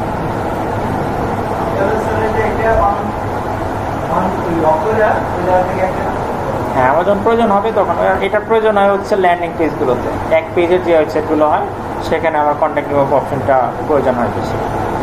আচ্ছা, তারপর হচ্ছে হোভার ইফেক্ট। হোভার ইফেক্টটা কি? এই যে আমরা হোম পেজে যে কিছু অপশন আছে আমাদের, এই যে এখানে গেলে মাউস নিয়ে গেলে চেঞ্জ হয়ে যাচ্ছে, এটাকে বলা হয় হচ্ছে হোভার ইফেক্ট। এই ইফেক্টগুলো যদি আমরা না চাই যে আমার সাইটে কোনো হোভার ইফেক্ট থাকবে না, তাহলে আমরা এখান থেকে সেটা ডিসেবল করে দিব। আর একটা অপশন হচ্ছে এনেবল অন ডেস্কটপ অনলি, অর্থাৎ মোবাইলে দেখাবে না, শুধুমাত্র কি ডেস্কটপে দেখাবে। অ্যাকচুয়ালি মোবাইলে তো হোভার ইফেক্ট বোঝাও যায় না, কারণ এখানে তো মাউস নাই, তাহলে আমাদের ডেস্কটপ রাখাটাই বেটার, অর্থাৎ অথবা এনেবল থাকবে, কোনো অসুবিধা নেই। ঠিক আছে। আচ্ছা, তারপর হচ্ছে গুগল ম্যাপ এপিআই কি, এটা অনেক ইম্পর্টেন্ট। আমাদের প্রত্যেকটা সাইডে তো কন্ট্যাক্ট পেজ থাকবে, তাই না? কন্ট্যাক্ট পেজের মধ্যে অবশ্যই গুগলের ম্যাপও থাকবে একটা। তো এখন ম্যাপ আগে ছিল ফ্রি, বাট এখন ম্যাপের এপে ইউজ করতে $300 পে করতে হয় গুগলকে, $300। 1 বছর ফ্রি দিবে, তারপরে থেকে দেবে। আমার 1 বছর শেষে এখন খালি চার্জ করতেছে, টাকা দেই না কেন, টাকা দেই না কেন, এখন আর ইউজ করতে দিতেছে। তো এটা আগে আমরা নিজেরা ক্রিয়েট করতে পারতাম, এখন আর আমাদের নিজেদের ক্রিয়েট করে লাভ নাই। এখন আমরা ক্রিয়েট করে ডেভেলপার মোড চলে আসবে, হ্যাঁ, লেখা থাকবে যে ডেভেলপার ভার্সন অন। তো এই জন্য এটা ক্রিয়েট করে দিবে হচ্ছে ক্লায়েন্টকে বলে দিবেন, এই যে এখানে কেউ ক্রিয়েট করতে এখানে একটা লিঙ্কও দেওয়া আছে, এই লিঙ্কটা ওকে দিয়ে দিলে সে ক্রিয়েট করে এপিআই কিটা আমাদেরকে দিয়ে দিবে, আমরা জাস্ট এখানে পেস্ট করে দিই। ক্লায়েন্ট পে করবো, আমরা কেন পে করবো? আমরা কাজে নেবো $300, আমাদের $300 যদি আবার এপিআই নিতে হয়, আমাদের থাকবে কি? ক্লায়েন্টে লাগবে, প্রথম বছর লাগবে না, সেকেন্ড ইয়ার থেকে লাগবে না। আচ্ছা, তাহলে এটা জাস্ট আমাদেরকে সে দিবে, আমরা এখানে পেস্ট করে দেবো। আচ্ছা, HTML টেবিল।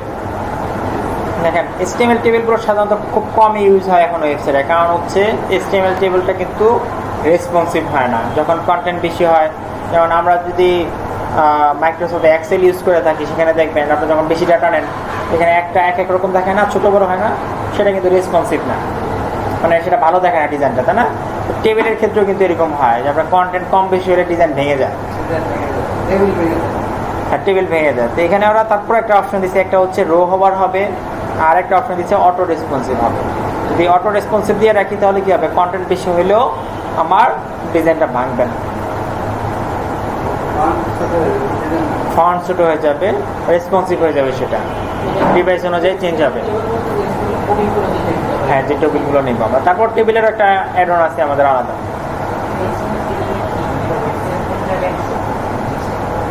টেবিল লাগে কোন কোন ক্ষেত্রে, যেখানে অনেকগুলো ডাটা নিয়ে আসতে হয়। হ্যাঁ, ওয়েবসাইট যদি এরকম টেবিল নেওয়া যদি লাগে আমাদের কোনো জায়গায়, টেবিল কোন জায়গায় নেওয়া লাগতে পারে আমাদের? কোনো ডাটা শো করানোর জন্য, তাই না? হ্যাঁ, এই ধরনের ডাটাগুলো যদি আমাদের টেবিলের প্রয়োজন, এটা অন্যভাবেও করা যায়, লিস্ট দিয়ে করা যেতে পারে, তাই না? তো এই জন্য টেবিলগুলোর সাথে ইউজ করা হয়। যদি আমরা কোডিং দিয়ে করতাম আমরা অবশ্যই টেবিল করতাম না, সেখানে ডিবি ইউজ করতাম। ডিবি ইউজ করতাম আমরা। তো তারপর ওরা অপশন দিচ্ছে অটো রেসপন্সিভ, জন্য এটা অন করে দিব আমরা, ঠিক আছে? তারপর হচ্ছে ম্যাথ এমিনেট ডিজেবল, অর্থাৎ ম্যাথ এমিনেট, এই যে আমাদের এই ডেমোর মধ্যে একটা ম্যাথ এমিনেশন আছে। আমরা যখন এটা রিলোড দিই পেজটা, হোম পেজটা, এখানে কুইক ফ্যাক্ট নামে একটা অপশন আসে, দেখেন এই যে এটা এমিনেশন হচ্ছে না? এই এমিনেশনটা যদি আমি না চাই, যেটা এমিনেশন হবে না, ডিরেক্ট ভ্যালুটা চলে আসবে, সংখ্যাটা চলে আসবে, তাহলে যেটা অফ করে দেব। হ্যাঁ, এটা হচ্ছে কাউন্টার। তাহলে আমরা যদি এই এমিনেশনটা না চাই, এটা কি করে দিব? অন করে দিব। আচ্ছা, তারপর হচ্ছে আদারের মধ্যে হচ্ছে রিমুভ শ্যাডোজ, অর্থাৎ দেখেন আমাদের এখানে অনেকগুলো কন্টেন্টের মধ্যে শ্যাডো আছে। এই যে দেখেন এখানে একটা শ্যাডো আছে না, এই যে এখানে শ্যাডো আছে, দেখেন এই স্টিকি হেডারের নিচে একটা ছায়া আছে না, এই শ্যাডোগুলো যদি আমরা না চাই তাহলে হচ্ছে যেটা অন করব। তারপর হচ্ছে box layout remove margin, box লেআউটের টপ এবং বটম মার্জিন যদি আমি না চাই, এখন আমাদের নেওয়া কি বক্স নেওয়া না, অর্থাৎ চারদিকে কিন্তু জায়গা ফাঁকা আছে, উপরেও আছে, এই যে নিচেও আছে। যদি আমি চাই যে আমার বাম পাশে আর ডান পাশে শুধু ফাঁকা থাকবে, বটমে এবং টপে থাকবে না, নিচে এবং উপরে ফাঁকা থাকবে না, তাহলে যে অপশনটা অন করে দিই, এই যে বক্স লেআউট রিমুভ মার্জিনটা অন করে দিই, তাহলে বাম পাশে আর ডান পাশে থাকবে, কিন্তু টপে এবং বটমে থাকবে না।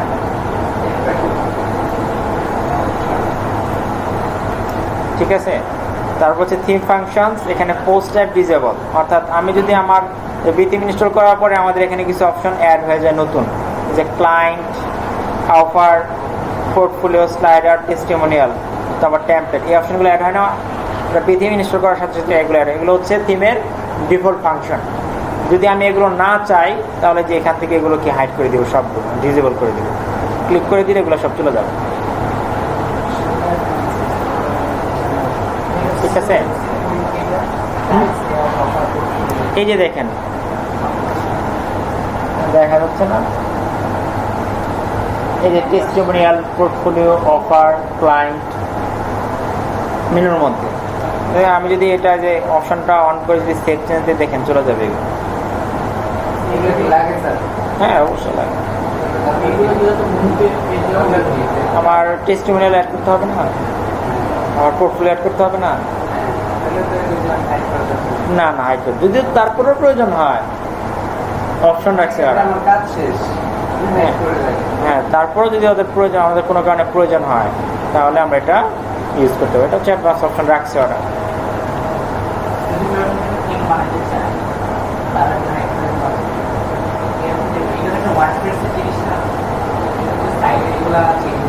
না, এটা ওয়ার্ডপ্রেসের অপশন না, এটা হচ্ছে থিমের অপশন। থিমের অপশন, ওয়ার্ডপ্রেসের ডিফল্ট অপশন হচ্ছে আমরা যখন কোনো নতুন ওয়ার্ডপ্রেস নেই তখন যে অপশনগুলো আসে এগুলো হচ্ছে ওয়ার্ডপ্রেসের ডিফল্ট অপশন। তারপরে তো ওয়ার্ডপ্রেসের অপশনও চেঞ্জ করা যায়, ওয়ার্ডপ্রেস তো ওপেন সোর্স, ওরা তো কোর ডেভেলপার আপনার সুযোগ দিচ্ছে। ওয়ার্ডপ্রেস ডেভেলপ করে কিন্তু আমাদের মতো ইউজাররাই, ওয়ার্ডপ্রেসে কিন্তু নিজস্ব কোনো ডেভেলপার টিম নাই। কারণ বাংলাদেশে হচ্ছে আসিফ রহমান ভাই কাজ করে হচ্ছে ওয়ার্ডপ্রেসে, আমাদের একটা ডিফল্ট লগ ইন সিস্টেম আছে, হ্যাঁ, লগ ইন করার জন্য, রেজিস্ট্রেশন করার জন্য। হ্যাঁ হ্যাঁ, এটা সবাই মানে ইউজাররা ডেভেলপ করে। এটা ইন্ডিয়া থেকে কয়েকজন আছে, যেমন আমরা যখন ওয়ার্ড ক্যাম্পে যাই এখানে ছিল একজন, আমার সাথে ফেসবুকে কানেক্ট আছে ওনার, উনি হচ্ছে আমরা ওয়ার্ডপ্রেসের যে পোস্টে যে অপশনটা পাই এবং এই যে এখন যে বিল্ডারটা আসছে নতুন গুটেনবার্গ, এটা ডেভেলপ করছে হচ্ছে উনি, যে ইন্ডিয়ান। ঠিক আছে, ওয়ার্ডপ্রেস ডেভেলপ করে ইউজার, এই জন্য এটা মার্কেটে টিকলো অনেক। কারণ আমরা যারা ইউজার আমরা তো বুঝি এটা কোনটা কোন প্রয়োজন, তাই না, কোন জিনিসটা আমার দরকার, আমার প্রয়োজন আমি তৈরি করতেছি সেটা। এই জন্য ওয়ার্ডপ্রেস টিকার সম্ভাবনা অনেক দিন বেশি। না, তার কোনো প্রফিট নাই, তার প্রফিট অন্য জায়গায়। সে যে একজন ওয়ার্ডপ্রেসের কোড ডেভেলপ, তাকে তো অনেক মানুষ হায়ার করতেছে, তার পার আওয়ার রেট হবে মিনিমাম $100 ওয়ার্কিং আওয়ারে। হ্যাঁ, এটা ডেজিগনেশন হয়ে গেছে। এবং প্রত্যেকটা যখন ওয়ার্ডপ্রেস আপডেট হয়, যখন ওয়ার্ডপ্রেস রিলিজ হয়, তখন আপনি যখন নতুন ভার্সন ওয়ার্ডপ্রেসটা আপডেট করবেন, সাথে সাথে দেখাবে যে এটাতে কে কে কন্ট্রিবিউট করছে, কে কে এটা আপডেট করছে, তার ছবি সহ প্রোফাইল চলে আসবে।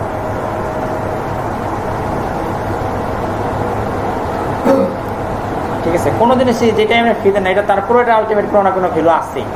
হ্যাঁ, প্রত্যেকটারই রেজাল্ট অবশ্যই থাকবেই। আচ্ছা, তারপর হচ্ছে থিম ফাংশন ডিজেবল।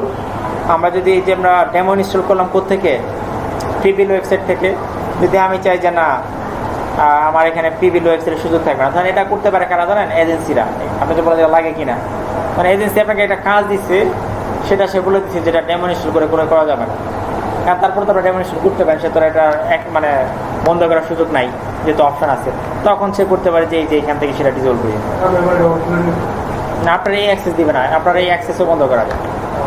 আপনি এই থিম অপশনে যেতে পারবেন,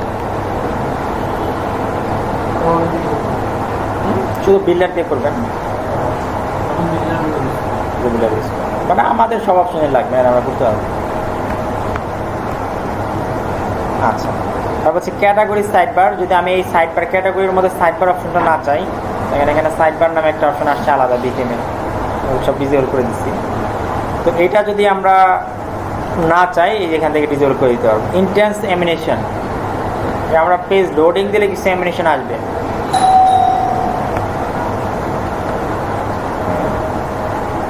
আমরা সেকশনের মধ্যে যদি যাই, এখানে কিছু অ্যানিমেশনের অপশন আছে আলাদা পেজের মধ্যে।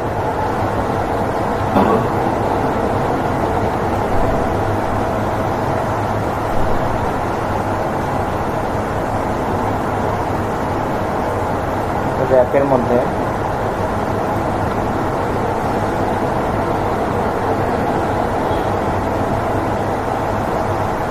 কন্টেন্ট নিতে হবে, কন্টেন্ট এলে সেখানে অপশন হবে।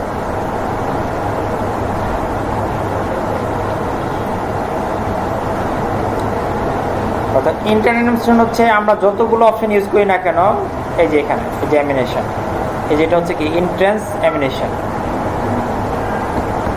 তো এই অ্যানিমেশনের অপশনটা যদি আমি না চাই, যে আমার ওয়েবসাইটে কোনো অ্যানিমেশনের অপশন থাকবে না, অনেক ক্লায়েন্ট পছন্দ করে না সেটা, বলে যদি আমি দিয়ে দিই, এই জন্য আগে থেকে অফ করে দিই, ঠিক আছে, তাহলে কোনো ইন্টারেস্ট অ্যানিমেশন থাকবে না।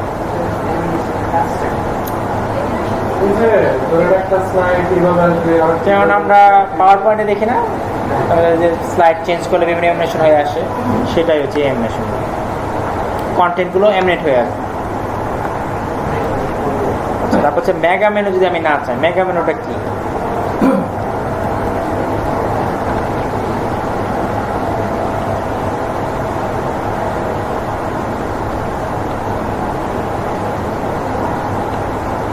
এই যে ইমেজের মধ্যে দেখা যাচ্ছে না, মেনুর মধ্যে হচ্ছে দেখেন কলাম আছে,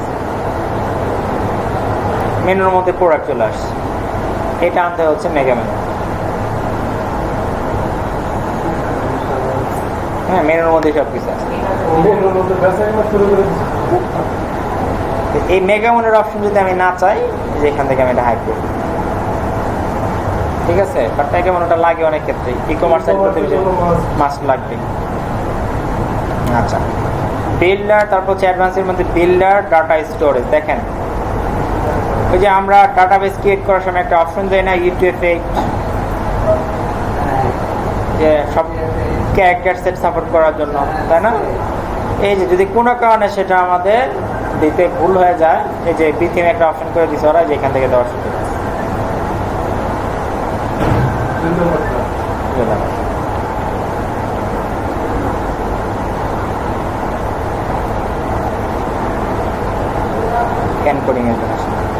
তারপর হচ্ছে স্লাইডার শর্টকাট, মানে আমরা যে স্লাইডারগুলো ইউজ করি সাধারণত এগুলো হোম পেজে থাকে, বাট আমার যদি এমন হয় যে আমার সবগুলো পেজে একটা স্লাইডার শো করাতে হবে, তখন ওই স্লাইডারের শর্টকাট তৈরি হয় স্লাইডার ক্রিয়েট করার পরে, সেই শর্টকাটটা এখানে দিয়ে দিলে সবগুলো পেজেই স্লাইডার শো করবে। যেমন এখানে একটা স্লাইডার আছে আমাদের, আমরা যেটা আমরা ইনস্টল করছি, এই যে ওয়েলকাম যে লেখা, এটা একটা স্লাইডার, রেভলিউশন স্লাইডার দিয়ে আসছে। আমরা যদি অ্যাবাউট পেজে যাই, কোনো স্লাইডার আসে কিনা আমরা দেখি, আসছে না। বাট আমার যদি এই পেজও লাগতো, যদি আমার সবগুলো পেজে ক্লায়েন্ট বলে আমার সব পেজ স্লাইডার থাকবে, তখন আমরা এখানে স্লাইডারের শর্টকাটটা দিয়ে দিলেই চলে আসবে। এছাড়া কিন্তু আমি প্রতি পেজে শর্টকাট দিয়ে নিয়ে আসতে পারবো আলাদা আলাদা, বাট আমার সেটা পরিশ্রম হিসেবে না, বাট আমি এখানে দিয়ে দিলে কি সব পেজে চলে আসবে। আচ্ছা, তারপর হচ্ছে স্ট্যাটিক সিএসএস। যদি এটা অন করে দিই তাহলে কি হবে, থিমের কোনো সিএসএস আর কাজ করবে না। অর্থাৎ আমি বাটন নিলে একটা স্টাইল চলে আসতেছে, ট্যাব নিলে একটা স্টাইল চলে আসতেছে। এই যে স্টাইলগুলো আসতেছে, এটা কেন আসতেছে, এই থিমের মধ্যে একটা জায়গায় কি এই সিএসএসগুলো অর্থাৎ কোডিংগুলো লেখা আছে, এই জন্য চলে আসতেছে। ওই থিমের এখানে স্টাইল করা আছে। যদি আমি না চাই যে আমার থিমের কোনো স্টাইল আমি ইউজ করবো না, আমার নিজের মতো করে আমি স্টাইল করবো, তাহলে হচ্ছে এই স্ট্যাটিক সিএসএস দিয়ে থিম নিয়ে করবোটা কি না, তাহলে এটা আমাদের আপাতত কি আসলে এটা লাগে না, তারপরে অপশন রেখে দিচ্ছে, অপশন বাড়ানোর জন্য রাখছে। আচ্ছা, তারপর হচ্ছে টেবিল প্রিফিক্স। দেখেন দুইটা অপশন এখানে টেবিল প্রিফিক্সের মধ্যে, একটা হচ্ছে বেস প্রিফিক্স, একটা হচ্ছে শুধু প্রিফিক্স। শুধু প্রিফিক্স দিলে কি হবে, প্রিফিক্সটা হচ্ছে আমরা যে ওয়ার্ডপ্রেস যখন ডাটাবেস ইনস্টল করি, তখন কিন্তু ওয়ার্ডপ্রেস ইনস্টল করার সময় কোনো একদম ডাটাবেস ব্ল্যাঙ্ক থাকে না। বাট আমি যদি এখন কোনো টেবিলে যাই, ডাটাবেসে যাই, দেখেন যেটাতে কাজ করতেছি,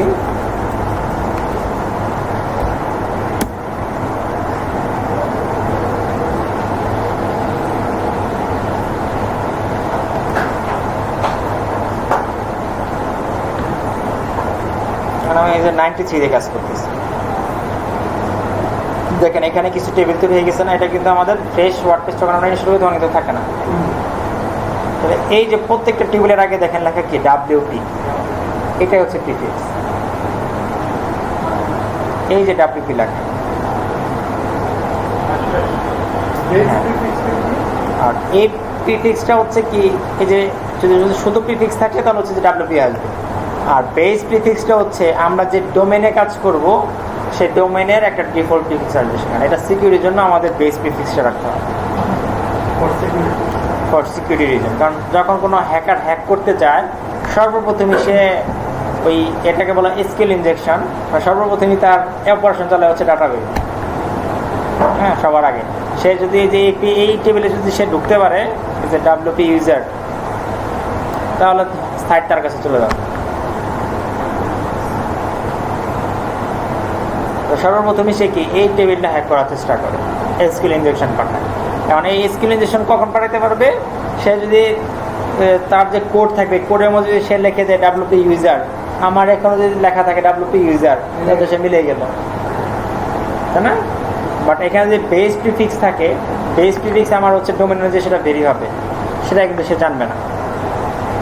তাহলে কি আমার সাইটটা আর একটু সিকিউর হবে। তাহলে আমাদের থাকবে কি বেস প্রিফিক্স থাকবে,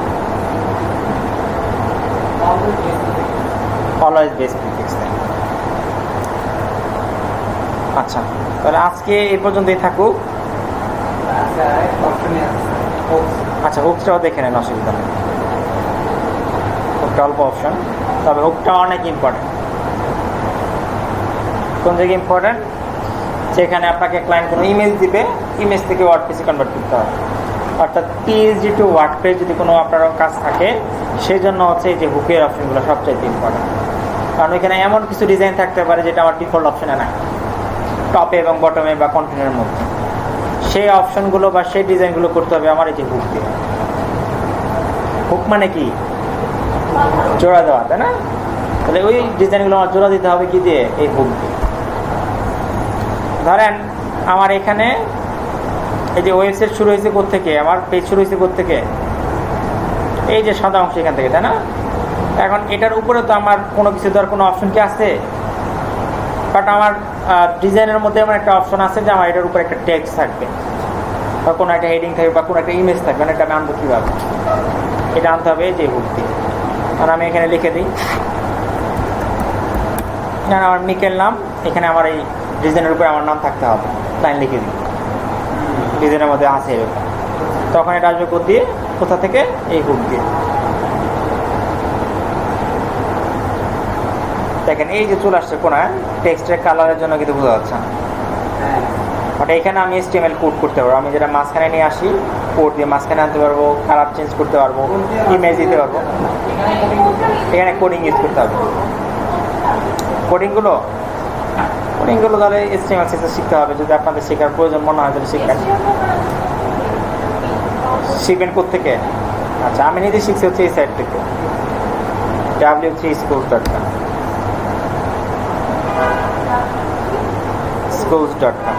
যদি আপনাদের মনে হয় থাকে যেটা আমার শেখার দরকার, তাহলে সাইডের লিঙ্ক দিয়ে দিচ্ছি, তাহলে দেখতে থাকবেন আজকে থেকে।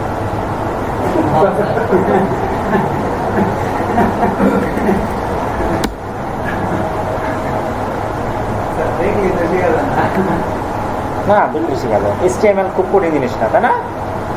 মাসুম অনেক ভালো HTML CSS, বুটস্ট্র্যাপ অনেক ভালো করেছে। বুটস্ট্র্যাপ হচ্ছে CSS এর একটা ফ্রেমওয়ার্ক, যে আমরা যেরকম বললাম PHP একটা ফ্রেমওয়ার্ক, হ্যাঁ, লারাভেল, প্রিডিকেটর, ওয়ার্ডপ্রেস, এরকম বুটস্ট্র্যাপ হচ্ছে CSS এর একটা ফ্রেমওয়ার্ক।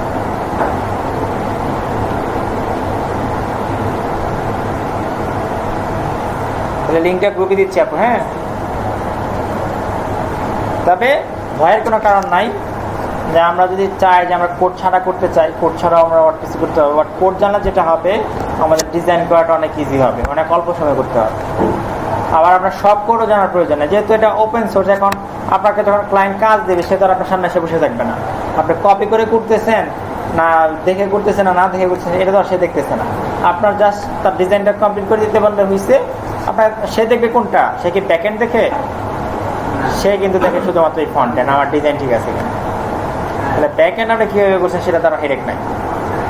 আপনি ওই w3schools কপি করে নিয়ে আসছেন না আপনার ওই নিজে থেকে করছেন, এটা কিন্তু সে জানতে যাবে না, সে জিজ্ঞাসা করবেন। তাহলে আমাদের কিন্তু HTML CSS একদম ডিপলি জানার কোনো প্রয়োজন নাই।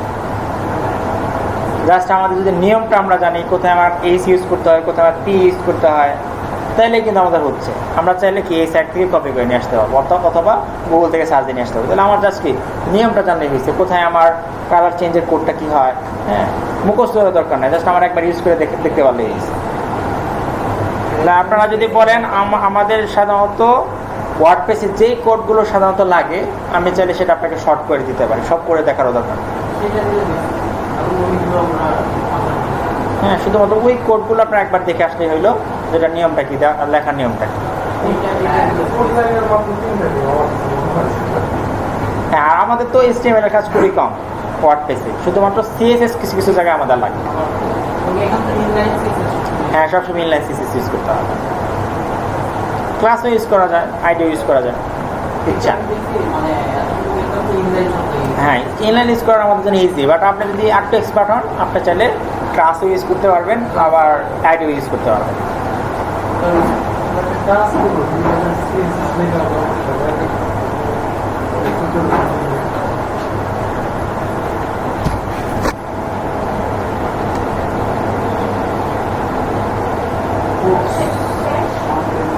তাহলে আমি ওয়েবসাইটের লিঙ্কটা দিয়ে দিচ্ছি। দেখেন আপনাদের কিন্তু সব জায়গায় যদি আপনার কোর্স করতে যান, ওদের যদি আউটলাইন দেখেন, সর্বপ্রথম আপনাকে শেখাবে হচ্ছে HTML CSS, তাই না? আমি যখন কোর্স করি, ওই যে LEDP লার্নিং অ্যান্ড আর্নিংয়ে যখন কোর্স করি, আমরা ছিলাম একসাথে 25 জন। প্রথম দিন তো ওরিয়েন্টেশন, না এক একটা বেচ তো ছিল অনেকগুলো, এক একটা বেচে ছিল 25 জন করে। তো প্রথম দিন ওরিয়েন্টেশন, সেকেন্ড দিন শুরু করছে HTML। হ্যাঁ, HTML ওদিন তো সবাই আসছে। তৃতীয় দিন দেখা যায় 5 জন নাই, 20 জন আসছে। তারপরে দিন দেখা গেছে আরও 5 জন নাই, 15 জন আসছে। তারপরে দিন দেখা গেছে আরও 5 জন চলে গেছে, শেষে ছিল 10 জন। পরে স্যার যখন বুঝতে পারছে যে না, আমার তো কোডিং গেলে আমি পরে একজনও খুঁজে পাবো না, পরে বাদ দিয়ে দিচ্ছে, কোডিং দরকার না, ওয়ার্ডপ্রেসে চলে গেছে। তো কোডিং দেখাইছে একদম শেষে, যখন আমরা বলছি যে হ্যাঁ স্যার আমাদের কোডিং দেখান। আপনাদের ক্ষেত্রে সেম, যদি আপনাদের মনে হয় যে হ্যাঁ ভাই কোডিং লাগবে, তাহলে আপনারা দেখেন, অসুবিধা। বাট HTML CSSটা কিন্তু যেটা বললাম হিউজ কোড, যদি একদম পূর্ণাঙ্গভাবে ডিপলি দেখাইতে হয়, তাহলে কিন্তু একদম 36টা ক্লাস লাগবে শুধু HTML CSS এর জন্য। বাট এটা শেখা কিন্তু খুব কঠিন না, যেমন আমি নিজে কিন্তু আগেই শিখছি এই যে এই সাইট থেকে। এটা হচ্ছে বেস সাইট আপনার বেসিক তৈরি করার জন্য HTML CSS এবং সব প্রোগ্রামিং ল্যাঙ্গুয়েজের জন্য। দেখেন সবগুলো আছে। আপনি যদি PHP শিখতে চান, যদি SQL শিখতে চান, ASP শিখতে চান, Node.js শিখতে চান, SBPS শিখতে চান, সব কিছু বেসিক এখানে আছে। মানে আপনার প্রোগ্রামিং এর হাতে করে হইতে পারে এই সাইটটা।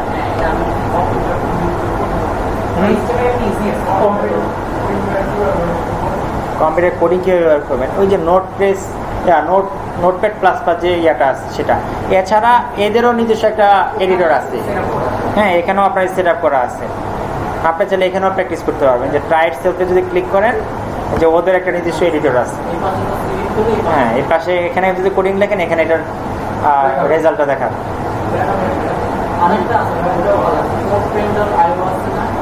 অনেকগুলো সাইট আছে, তো সবচেয়ে ভালো সাইট হচ্ছে যেটা জাভা 2s আছে, এটাও অনেক ভালো। সেটাই, আপনার যখন যে কোনো একটা বিষয়ের মানে অনলাইনের যে ওয়েব ডেভেলপের একটা বেসিক তৈরি হবে, তখন অ্যাডভান্স করার জন্য আপনার হিউজ টুলস আছে অনলাইন। বেসিক কোনোদিন আপনাকে কেউ শেখাইতে পারবে না, বেসিক আপনার নিজেরাই যেভাবে শিখতে হবে। গুগলকে বলে দিলে, মানে আপনার গুগলে সার্চ করতে যাবেন না, গুগলে সার্চ করতে হয় কীভাবে, এটা কি গুগলে সার্চ করে দেখা যাবে? এটা তো আগে থেকে শিখতে হবে, তাই না? তাহলে বেসিক নিজে তৈরি করতে হবে, অ্যাডভান্স হওয়ার জন্য আপনার জন্য অনেক কিছু রেডি আছে।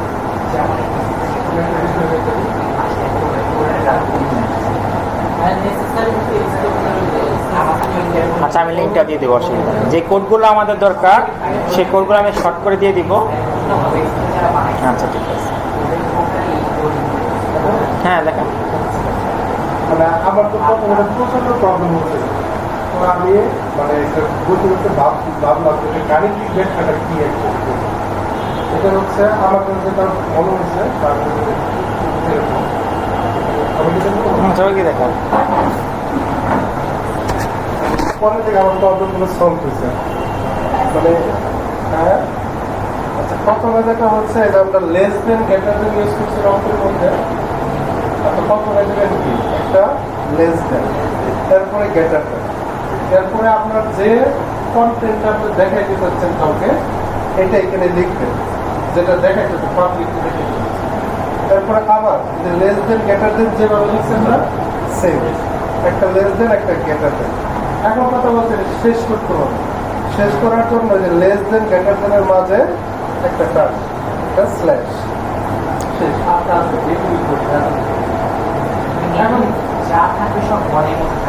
হ্যাঁ, আপনারা যদি বলেন তাহলে আমি হয়তো একটা ক্লাসে হয়তো একটু HTML কোড থেকে স্টার্ট করে সেটা দেখা দিতে পারি। বাট ক্লাসগুলো আপনাদের মানে বাকি এগুলো আপনাদের করতে হবে কন্টিনিউস, আমি তো কন্টিনিউস দেখাবো না।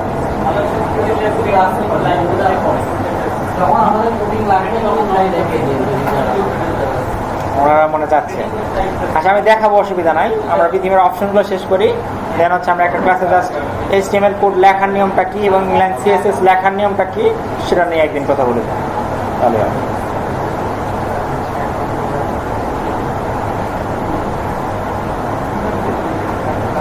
আচ্ছা, তাহলে হুকটপটা তো বুঝতে পারছি না, এখানে লিখলে কোথায় চলে আসবে? আমার একদম উপরে চলে আসবে।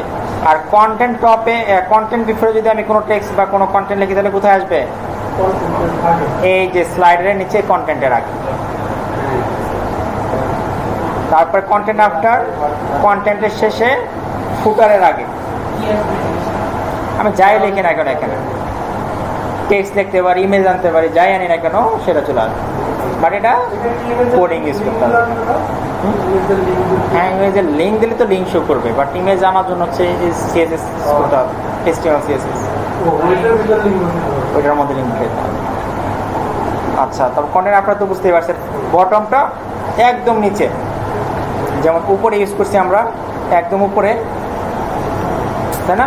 এই যে এই লেখাটা যদি আমার একদম নিচে কোনো কিছু প্রয়োজন হয়, একদম ডিজাইনের শেষে, তাহলে হচ্ছে আমার হ্যাঁ ফুটারের নিচে, তাহলে হচ্ছে যে বটমে আমরা ইউজ করি।